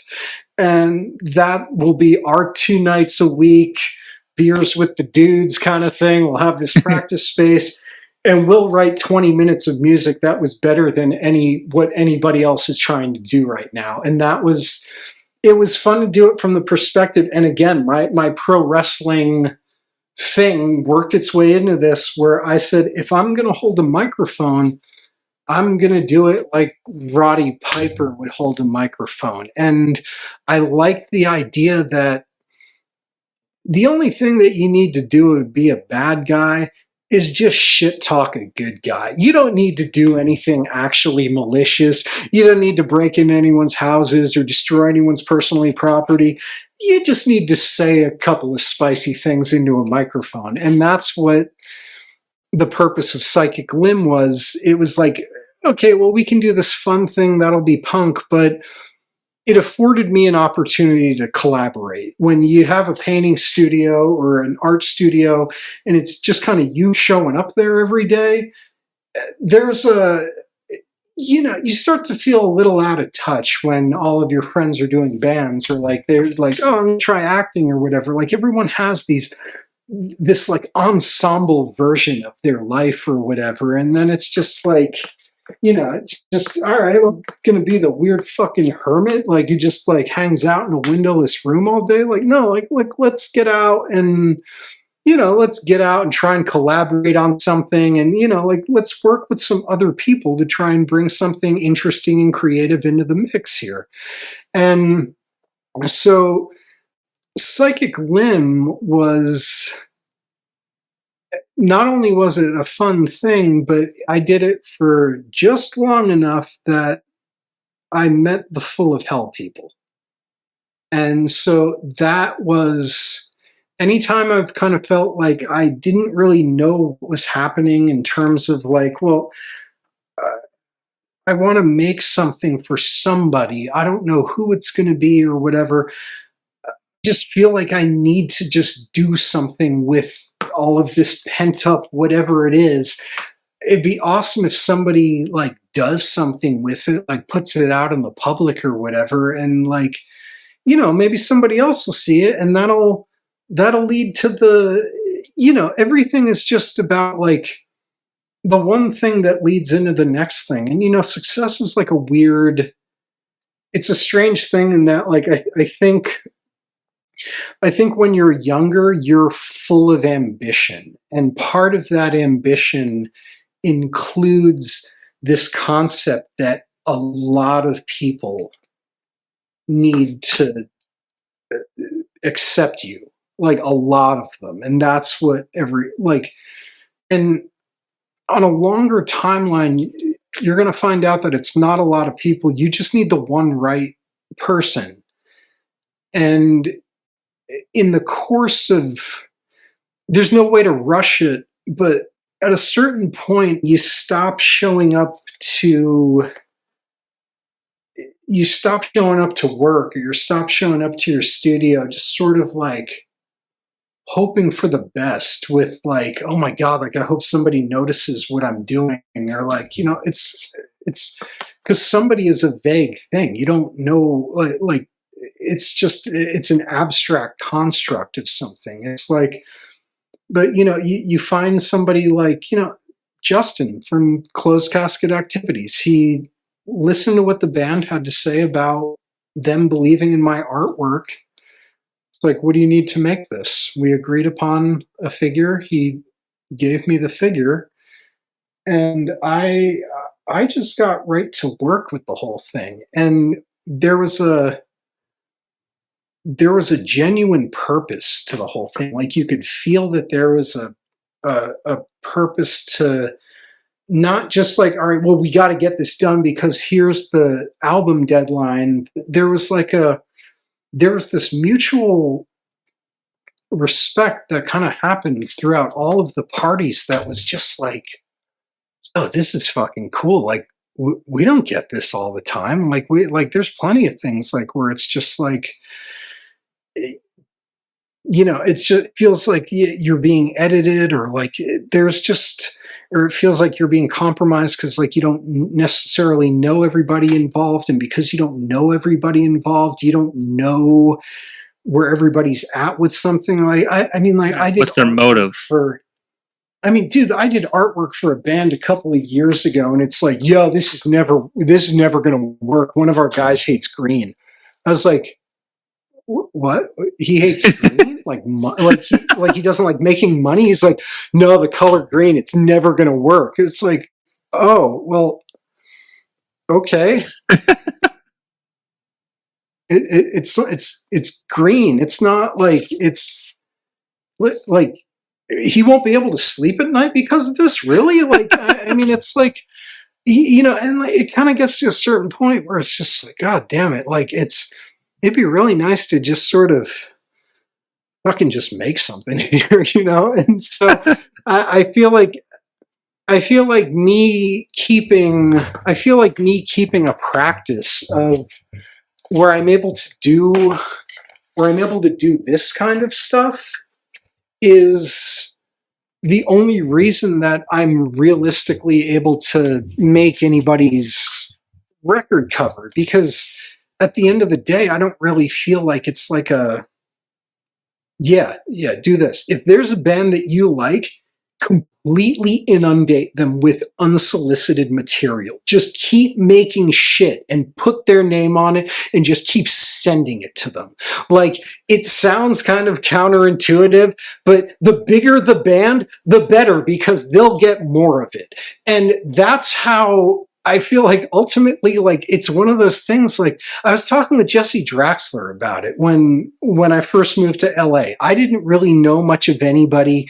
And Greg from Dillinger was like, dude, I got to introduce you to my boy Jesse. We're going to be starting a record label called Federal Prisoner together. Like, he does the Black Queen artwork and this and that. I look up this guy and he's got like 800,000 followers or whatever. And I'm just like, what the fuck? Like, this guy's like a real artist. Like, this is totally crazy. Like, you know, like, I guess this is just how this thing is. And so Jesse comes over to my studio one day and I meet him, and, you know, we all have the exact same concerns about, like, you know, like getting our stuff around there in circulation, like having the right people see it and this and that. And like, I spent a long time in New York. Like, I was a New Yorker. I was a New York artist. Like, I had gallery shows in New York, and like, you know, like they'd fly me from New York to do the museum show in Austria. And like, you know, like I felt like really connected to the whole thing. And Jesse is from Wisconsin. And like, I was like, how how did this many people know who you are from Wisconsin? And he was like, dude, there's no scene there. Like, whatever little scene there is there, you pretty much sweep through it pretty quickly.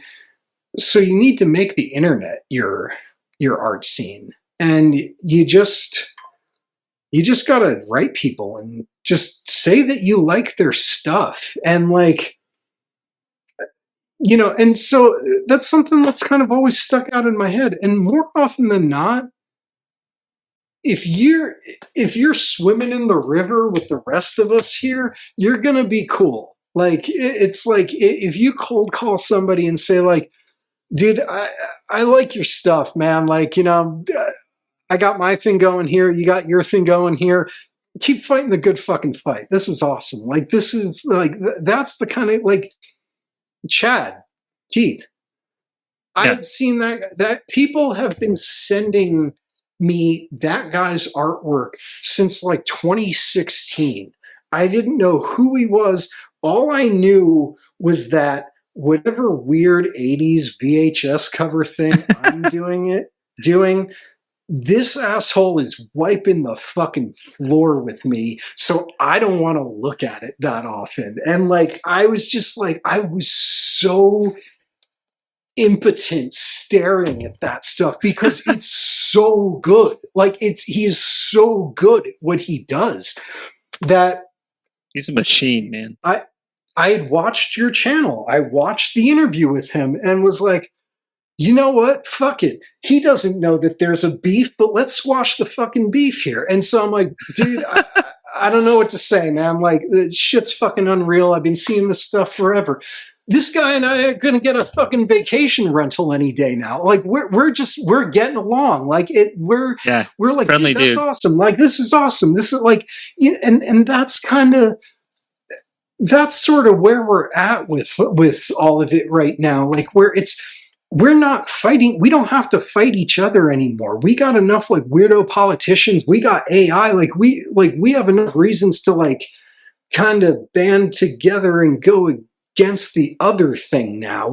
There doesn't need to be a like, well, this guy's artwork is better than this guy's artwork. It's just like, just do the fucking thing you're gonna do and get better at it, for God's sakes. That's all anybody wants. It's like they want to see the shit that you've already done, but cooler. So like that's kind of all of this. That's all of this really is. Like they just, you just got to keep trying to advance yourself and keep growing. And if that means like, I'm not going to make a painting for 2 years because I want to get better at tattooing, or fuck it. What's up with this YouTube video of fly fishing lures? How do you make these things? It looks like here's the next 5 years of my life and I'm never going to make any like, and I feel like there's, I feel like that there's like a lot of room for things to, be a little bit different. And even in the most traditional things, like, like it's, I hope that this podcast, isn't going to go the way that like, like, I hope it doesn't look like any of the other ones. I have my own studio practice thing going in here. And like, when I come over here, literally anything goes. And that's, I guess that's if you're able to have a separate studio, it does this thing to your head that you're no longer, once you can stop worrying about the security deposit on a place, your brain starts to really go into some wild areas in terms of what's possible in a space. Like, and, it should just be like it should feel like a place where like anything is possible and that there's like no restrictions on anything. Like, if it can be a church and a school and this and that, like there's just something that's inherently important about that going all the way back. Like that's, everyone had like their private little room that they went and worked in. And like, I'm not saying that like you need like a big studio or an amazing studio. Like I have this little place with no windows that I can comfortably cover the rent every month on. And all it is it allows us to do the thing that we need to do. If you have a law practice, you need a law office. If you're a golfer, you need a golf course. I mean, there's like this thing of like, I feel like if you're an artist, it's you will grow if you invest something like that into yourself, where it's like, I am so serious about this that, you know what, we're not even going to have a kid. We're going to put my studio in the spare bedroom. Like we're going to like, I feel like once you cross that line where you're willing to make space in your life for creating something beautiful is kind of the moment when the train really leaves the station, if that makes sense. Like, because all of a sudden you have this, there's like wow, like I love this so much that like I'm willing to risk my security over something like this, or like I'm willing to risk my relationship status over something like this, or like my friends might not see me for a couple of months because it's like, all I wanted to do was make a couple of ink drawings and, to try and get over a bad breakup. And then next thing I know, Dillinger Escape Plan is calling me for the second time in their career, being like, hey, we need album art yesterday. do you have anything for us? And then all of a sudden, these little ink drawings that I had made, just for myself, for like part of a I'd gone through a breakup, and like I don't keep a diary or a sketchbook, anything like that. And I would just make these crude little black things, like just little blobs. Like I didn't care if they were messy or neat or anything. I didn't care if I felt messy or neat at that point. Like, it was, there was a direct 1-to-1 correlation between myself and those drawings. And, like that cover right there, that was made in, I'd say probably a minute 20 start to finish. It was less than a minute and a half to make the entire drawing, because the drawing is this big, because it's literally a simple expression of just like, let's do a feather here. And like, One of Us is the Killer isn't the original title of that album. The original title of that record was called Filth and Feather Flock Together. So this is what you have in terms of me hearing that. And it was like, I need to come up with something like, it's just like, and I was reading about like, once I heard Filth and Feather, I start looking up feather. It's a key core component within ancient Egyptian afterlife. Your heart is weighed against the weight of a feather. And like, and at the time it was like, my heart felt pretty fucking mucked up and covered in something or whatever. Like, it was like there was this real given, like, back and forth thing. Like, it had nothing to do with the band or anything like that, but it was the first time where I was just like, dude, you're putting a lot of yourself out here for this one. Because, One of Us is the Killer. I hadn't seen the band in a while. I took a bit of time off from doing record artwork, because I fancied myself a bit of a fancy lad. I was having gallery shows. I was having, like, I sold artwork to like 3 or 4 museums in like a 1-year period. I was just kind of like, I was acting like a fucking asshole. Like, I was like, oh, I can blow off my friends who need album artwork or whatever, because like I'm being flown to Sweden for this show, or like it was young, misguided stuff. And during the time I was doing that, Dillinger had released Ironworks and Option Paralysis, and I actually think Ironworks is like the best Dillinger artwork that's ever happened. Nobody is going to stand by me on that. Literally nobody will stand by me on that one. But Shelby Sinka, who sang and played guitar in Frodis, and it now has this amazing project that he does on a Teenage Engineering OP1 that's called Cat Beats. It's what it sounds like. It's literally what it sounds like. It's images of cats with chill lo-fi beats on it. And that's where, the screaming Shelby from Frodis has moved along. But Shelby is like, he was always into Art Bell and Whitley Strieber, and like Shelby digs deep.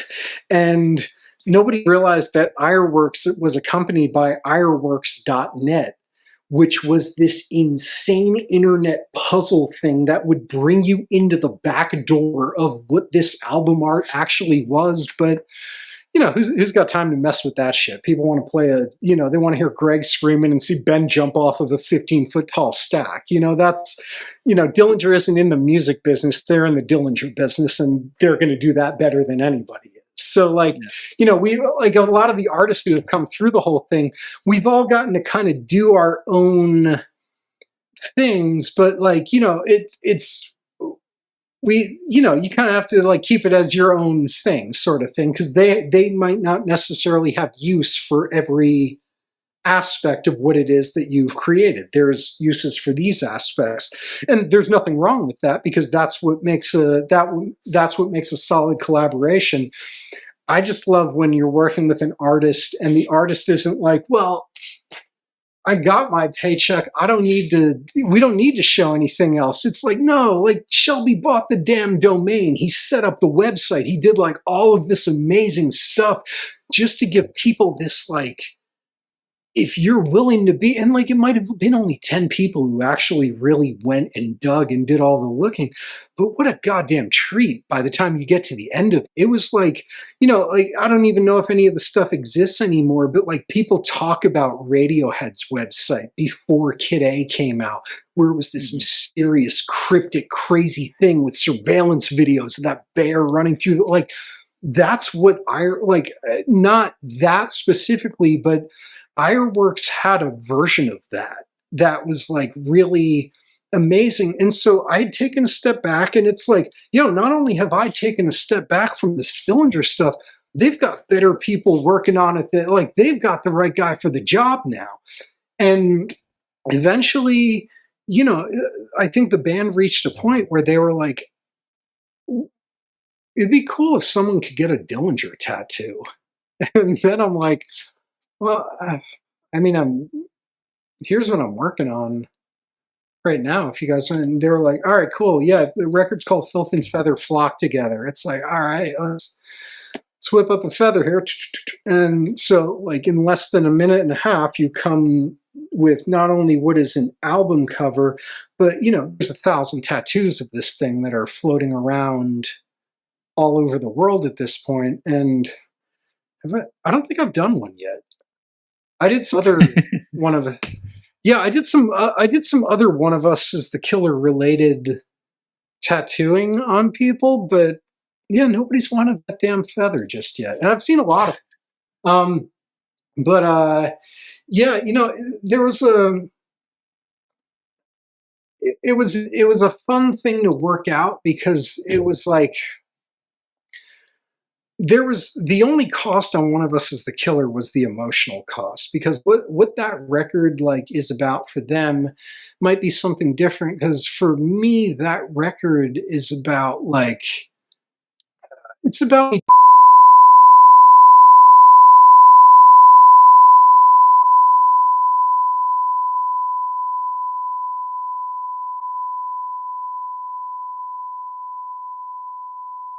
and burying this guy alive in the woods. And like there was a moment where I was like, yo, this is, what the fuck are you thinking, man? But like, I'd been with a girl through like this really, really heavy medical thing. And like, there was a lot of anger there, and for, it was all like misplaced anger, obviously. Like, the thing was supposed to end. Like, it's not like, she was like being held goddamn hostage in a situation or anything like that. But I was like, it was all I knew for so long, and I felt like I had sacrificed so much with it. And like in the end, I was just like, dude, like you gave up your crazy big studio to focus on this stuff, and like you don't even really have anything to make artwork with anymore. Like, what's the cheapest thing you could do? Raymond Pettibon is the cheapest thing I can do. Black ink on paper.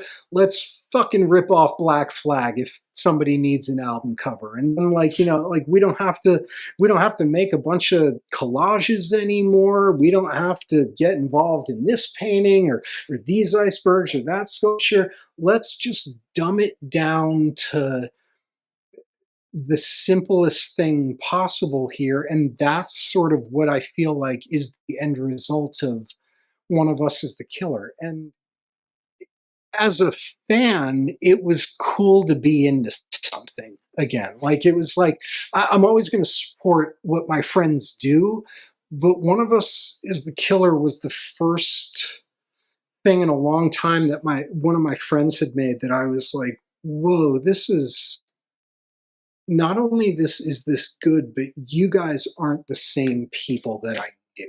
Like, you guys have evolved yourselves as who you are as adults, as musicians, and there's something really special about those moments. And I feel like I've been consistently lucky enough to have the record covers that I've done fall in line with those moments for other bands. Good Charlotte was another example of that as well. It was the second I met them, it was just like, no, like we're absolutely on the same page. Like we're old enough to have seen this for, like we're past all of the silliness of it, and like, we're really appreciative of what exists within this little community that absolutely does not exist anywhere else. Like there's something within the little scenes that we found and we formed that if we could find this at work, if we could find this with like family or just regular friends, like just going to get food or something, like there's something that is so hyper unique and specific about having like an underground scene and having your own investment into like a little scene that you can hold close to your heart. That's where there's no difference whatsoever between Benji and Joel Madden and the guys who play in fucking D-Clone or some Japanese crust punk band or something. Like it's everything. You start to figure out, like, as you age, like you figure out why things are actually special. And a lot of the time it's because the rest of the world is completely devoid of that thing. And that's why I feel like, and I love the fact that I have such a variety of people that I've gotten to work with in terms of artwork. Like it's nothing like you have plenty of people who are on your channel who are just like, oh, this guy did HBO and they're like 80 Penguin book covers as well as these skate decks as well as this album cover or whatever. But like, one of the first people to see any of this artwork was the singer of Aqua. Yeah, Really? like the singer, like Lena, the singer for Aqua. She's bought my drawings before. It's been largely this style of work. Just little things for her home in Scandinavia, and again, it's somebody that's like, she's great. Like she came by for a studio visit. And she's bitching to me like about living out of a suitcase for months at a time. And like, I still don't know what band she's in at this point. Like it was a friend of a friend who collected artwork, was like, hey, this, a friend of mine is looking to buy a couple of drawings for her new apartment. So she brings her by. And so she's just like, yeah, I tour. I hate living out of a suitcase, this and that. I didn't know the name of her band until like the very end of the visit. By the very end of the visit, we had already like gone head to head, like with being like, yo, like that's shit. I don't like that. I don't like that either. Like, wait, you saw those guys live? That was amazing. Like we had already had all these conversations that like, if she told me the name of her band was like, if she played in some Swedish death metal band, okay, cool. The fact that she said Aqua at the end of it was like, wait, what? What? Like, really? And she's great.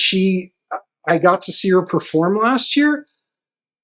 Hands down, one of the best front women I've ever seen. One of the best front men I've ever seen. And like, it's like I've seen some crazy shit. I've gotten to do Dillinger records. Like, there's a bar set for like how a band should look live. And it was like, wait, what the fuck? Like, Aqua puts on a better show than most of the things that played Hellfest? Like, how is this even possible? Like, but, sure enough, like, it's all kind of the same thing. It's just people who are passionate about what they do.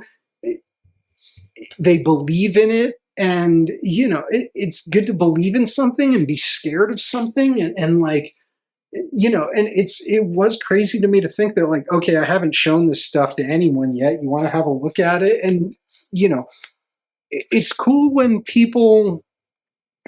you show people something and they wish that they could somehow bring it into their own lives in some capacity. In any capacity. It's the craziest, most humbling experience. I feel like I've gone off on a bunch of rants on this thing where I probably feel like my ego's gone through the roof or whatever it is, but like, it is truly, like, genuinely the most humbling feeling in the world that, like, somebody is just going about their regular life and this and that and just happen to cross paths with everything else that they have going on, happen to let their eyes cross paths for a fraction of a second with this thing that you've made. And it, like, hit them like that. And, like, they need to have some kind of access to it, even if it's buying the actual artwork, if it's just having it on, like, a record cover. And, like, I'm not delusional enough to think, like, people are buying Coagulated Bliss because they need to have a painting of mine like sitting flat in their shelf next to all of their other records or anything. Like, I'm not that delusional, but for every message that I get where it's like, dude, this is really great. Like I wasn't expecting this from these guys. Like, how'd you come up with something like this? I might be really bad about sending back an individual answer because I don't necessarily know how to answer all of the things individually, because it's just, I'm just blown away over the fact that, like, people are resonating with something. Like, I'm not trying to sound like a jerk, but, like, this had nothing to do with you. Like, this was never about you. Like, this was about me. This was about this band paying me. This was about this record label paying me. You'd never had any business being here, yet you still are willing to just fucking hug me as hard as you fucking possibly can. And that's, I mean, why would you not want to get into art if something like you didn't get to experience something like that? I mean, it's really an amazing thing. And I think I've gotten to have some, like, really cool, weird key opportunities that have no, like I was a head installer for the Macy's Christmas windows one year. Like, I've gotten to do bizarre things that have nothing to do with any of this stuff, but it's just like, well, goddamn, what's that experience going to be like? Like, let's, if we fail, we fail, but, like, at least we tried it. And, like, maybe if we try it and we totally fail, what if it's not 100% failure? What if it's only 93% failure? And what if we can take that 7% and turn that into something else? And it might not be next week or anything like that. It might take 10, 20 years to come around to it. Like, like that right there was drawn in 2003. Wow. And I never knew what the hell to do with this. And sure enough, like, it's kicking around in my flat files over and over and over, but I never knew what it was. I never knew what it was meant to be, and it didn't look like anything else that I had made, but, something in it clicked. Something within the yellow lines and the light coming down on the guy's head, and you couldn't really see what was going on. And, there's aspects of law enforcement with, like, a nightstick, and then you have the handcuffs in here, and to get to strip all of that out of something like this to where it's like, oh shit, look, you could see where the flashlight beam was coming from, and you could see the genesis of the lines in here. And, like I said, this is from 2002. And, it's like, we don't, it's been kicking around here the entire. It's been kicking around here the entire time. But oftentimes, I will never know how something is supposed to play itself out until there's an example that was 2 decades down the road. And so I feel like I feel like I'm a pretty good bet on a longer timeline. Full of Hell was 10 years before something happened. Sleigh Bells was a continuation because Derek had left Poison the Well. Sleigh Bells record happened in 2016, 2017. Those are from conversations that happened in 2003. You know, I met the Bronx guys. Jesus, I did. So another failure would have been I made the original artwork for Stay What You Are by Saves the Day for Vagrant Records. And Joby Ford, who plays guitar in the Bronx, was the graphic designer for Vagrant Records at the time. So Joby and I start having conversations about artwork going back to 2001. Like, are you sensing a pattern here in terms of how long it takes before I eventually end up doing artwork? You know, like, so like there's always been this thing that, you know, you had sent me some questions like where it's like, how much input do I usually get? Most to all of it, because by the time it comes around to a band approaching me to doing a record, it's not because they want me to execute their genius idea, because they're just like, dude, just do your thing. Like, we've kind of been seeing it for long enough. Just, you know, like try and fit a bird into it. You know, maybe if we can get like an eagle shitting napalm, that would be cool. And I'm just sitting there like, an eagle shitting napalm, I could never paint anything like that, could I? So, you know, like, you know, even the weirdest things come out of getting to know somebody on like a long enough timeline. So like, there's a lot of versions of doing record covers. I think it's amazing that like there's people who just like, what's next? What's next? What's next? Like, it's awesome. But within the what's next, I think like there needs to be a what's next for me. Like, and like, even if it's not a what's next, it needs to be like a what else is there for me? Like Paul Romano. Paul and I have never met in person. We've been having this torrid Instagram affair since like 2014 or something. He is an amazing painter.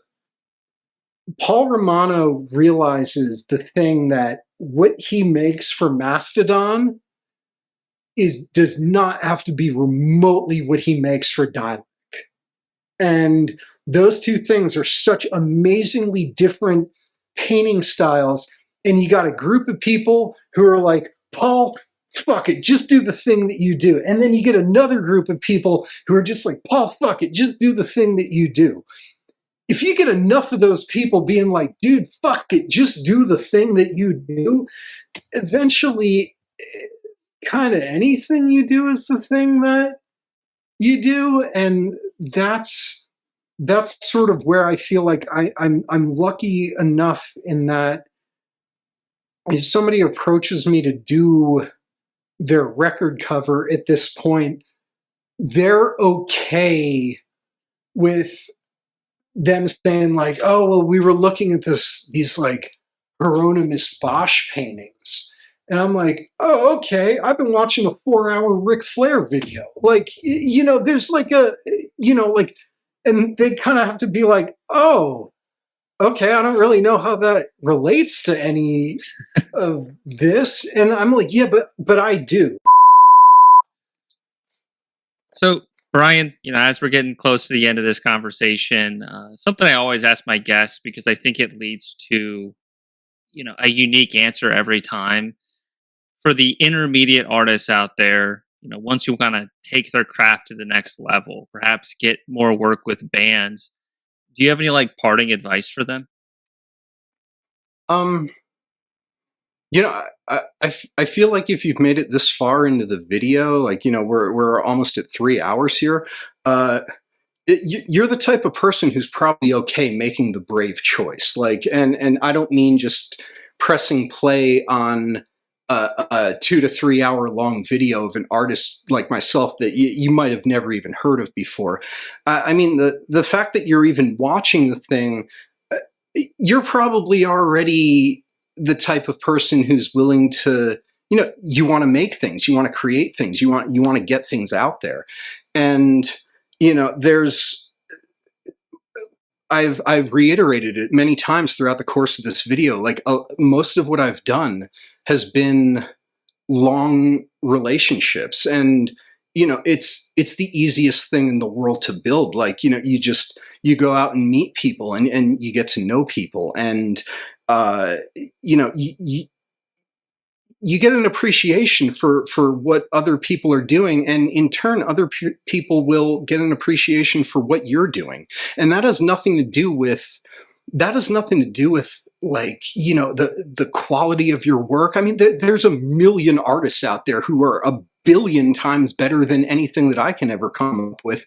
But there's just something about, traveling alongside of people in this whole thing. And, like, what you might think is a bunch of your friends just playing music in a basement can, turn into them headlining arenas all over the world. And, it's awesome to see your friends succeed. Don't ever get bent out of shape over somebody in your group, like, experiencing a moment or anything, because that's all that this really is. Like, as an artist, one of the coolest things that we have going for us is that we're going to outlive all of this. Like, any band that I've done artwork for, any band that you've done artwork for, any band that anybody out here has done artwork for, we're going to be doing artwork long after the band is gone, and probably even forgotten about at some point. So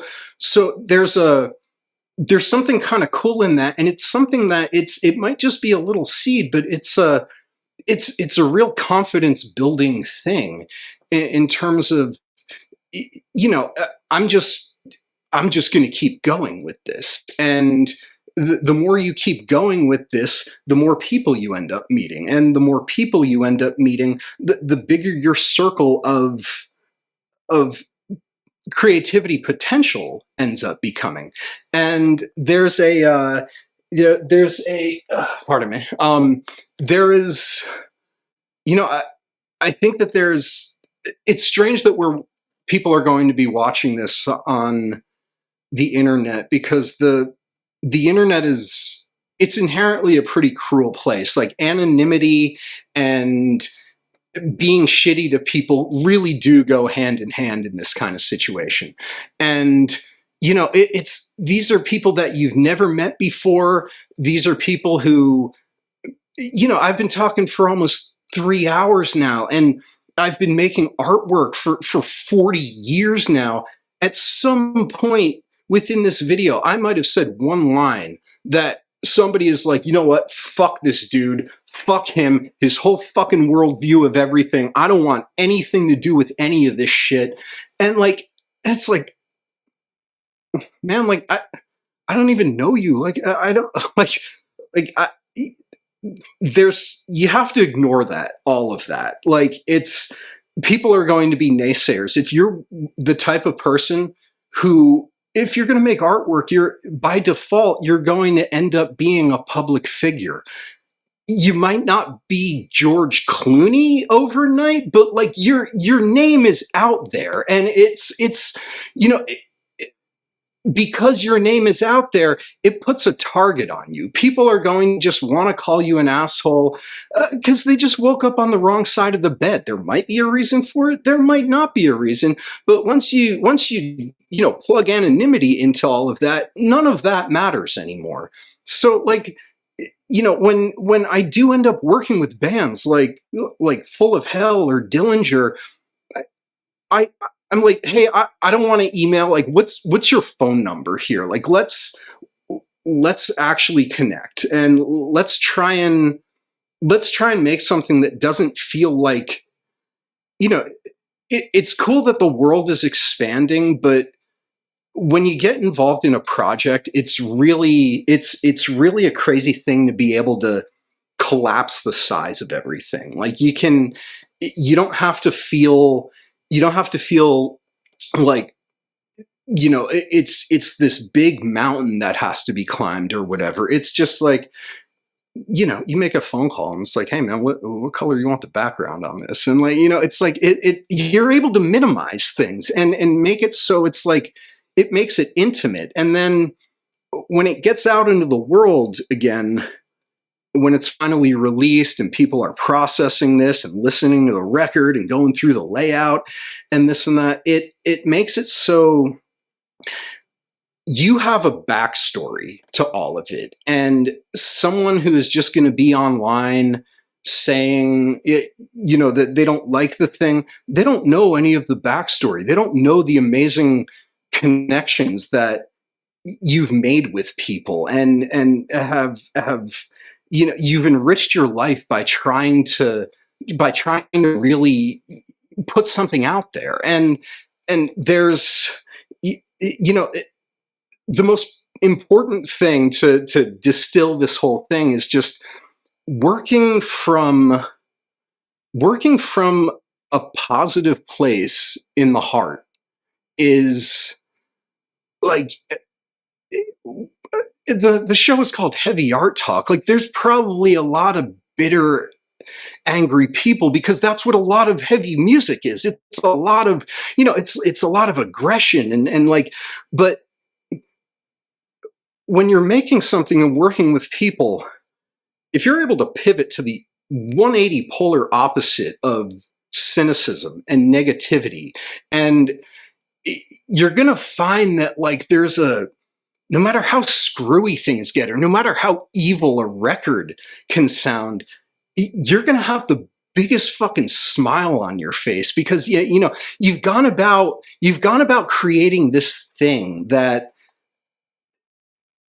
the band could have asked anybody, and they asked you, and that's fucking cool. Like they could have asked literally anybody, and they asked you to do their work, and embrace that. Like you should feel some confidence about something like that. You should be like, I might not be as big as like the other guys who have made these records like leading up to me doing this one, but this is crazy that these people looked at the things that I made and thought like, wow, this moves me in some way. And so I feel like from just stay positive, stay focused on your craft, I'm not saying to stay in your lane because like, that art is a cool thing to, keep experimenting with a bunch of stuff. I had never, this is the first thing like this that I've ever done. Like, I have no idea how something like this is really supposed to play out, but like, there's, I'm aware that this has been a bit of a different thing than your typical one. Like, and I didn't really want to come out here and talk about my, what brand of watercolors I might use or anything like that. It's, I believe in maintaining kayfabe and that like a magician should never reveal all of his tricks. But at the same time, like, I don't think anybody needs to hear like, how I put a brushstroke on something like this. Like it's this twisted version of a TED Talk or whatever that this has kind of turned into with me ranting here for the last couple of hours was more of like I've had a lot of fun doing this, and I've hit a lot of roadblocks doing this. Like I've screwed up a lot of things doing this, and I kind of hope that throughout the course of this, I was sort of able to sort of fess up to a lot of myself and a lot of the things that I've gone through over the years. And hopefully hopefully out of this, you might have a couple of people who watch this and think like, oh shit, like that guy mentioned to, like maybe it's not the best thing to like, refer to people as clients or like call my things commissions because like, I want to be the guy who calls the shots on something like this. So like, like maybe, just see them as people that you're working with, not working for, or like, and so I think that there's a lot of really special relationships that can come out of nowhere. And I've met people in bands before that I never thought I would know somebody in this band. Like I don't even like this band. Like why would I know a person in this band? And after 15 minutes of talking to them, it's like, dude, like what, you want to go drinking this weekend? Like you fall into things where all of a sudden it's that initial impression or the thing that you thought about that other situation, wasn't necessarily entirely accurate. Like there was, there's a lot of, oh God.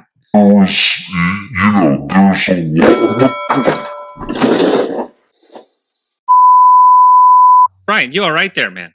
Oh my God. He just had a ladder fall on him. I don't know if you guys could see. His video is a little spotty.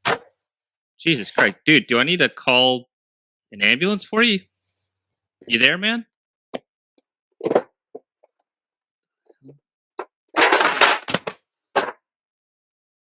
All right, I'm going to give you a call.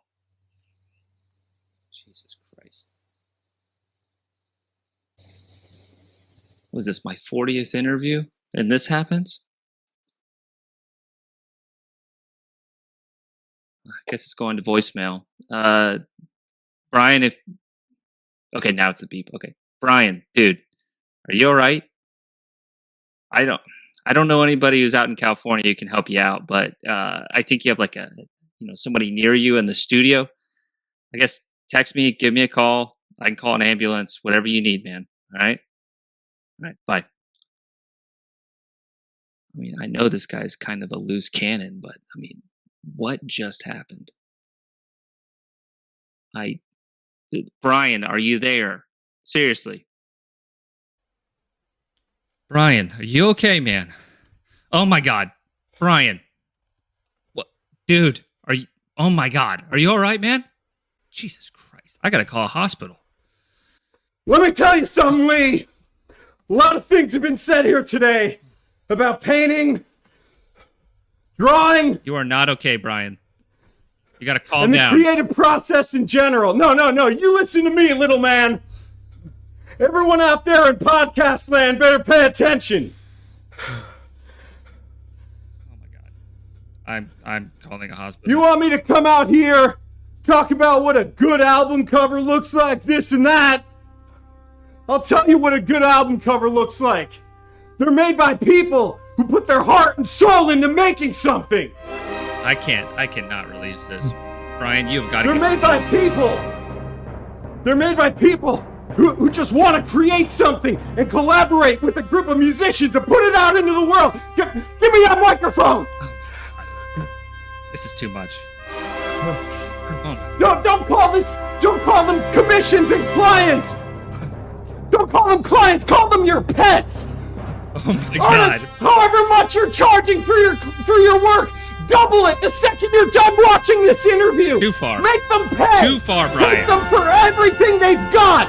Make them so broke they can't pay attention. Look, I know you're not okay, but you're crossing a line here, okay?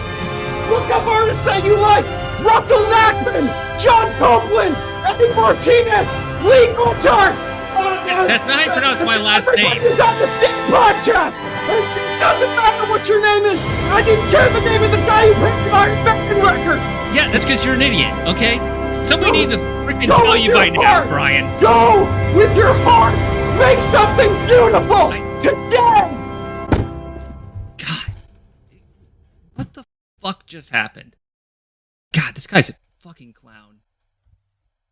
He's got a nice studio, but he's a fucking clown and he needs to go to a hospital. I don't care. I'm not going to fucking release this. I just wasted 3 hours of my time.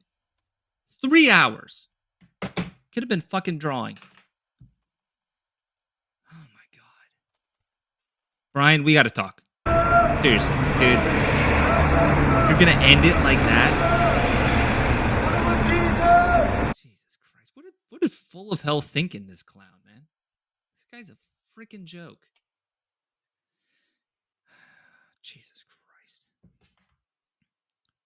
Doesn't he go to a hospital, though?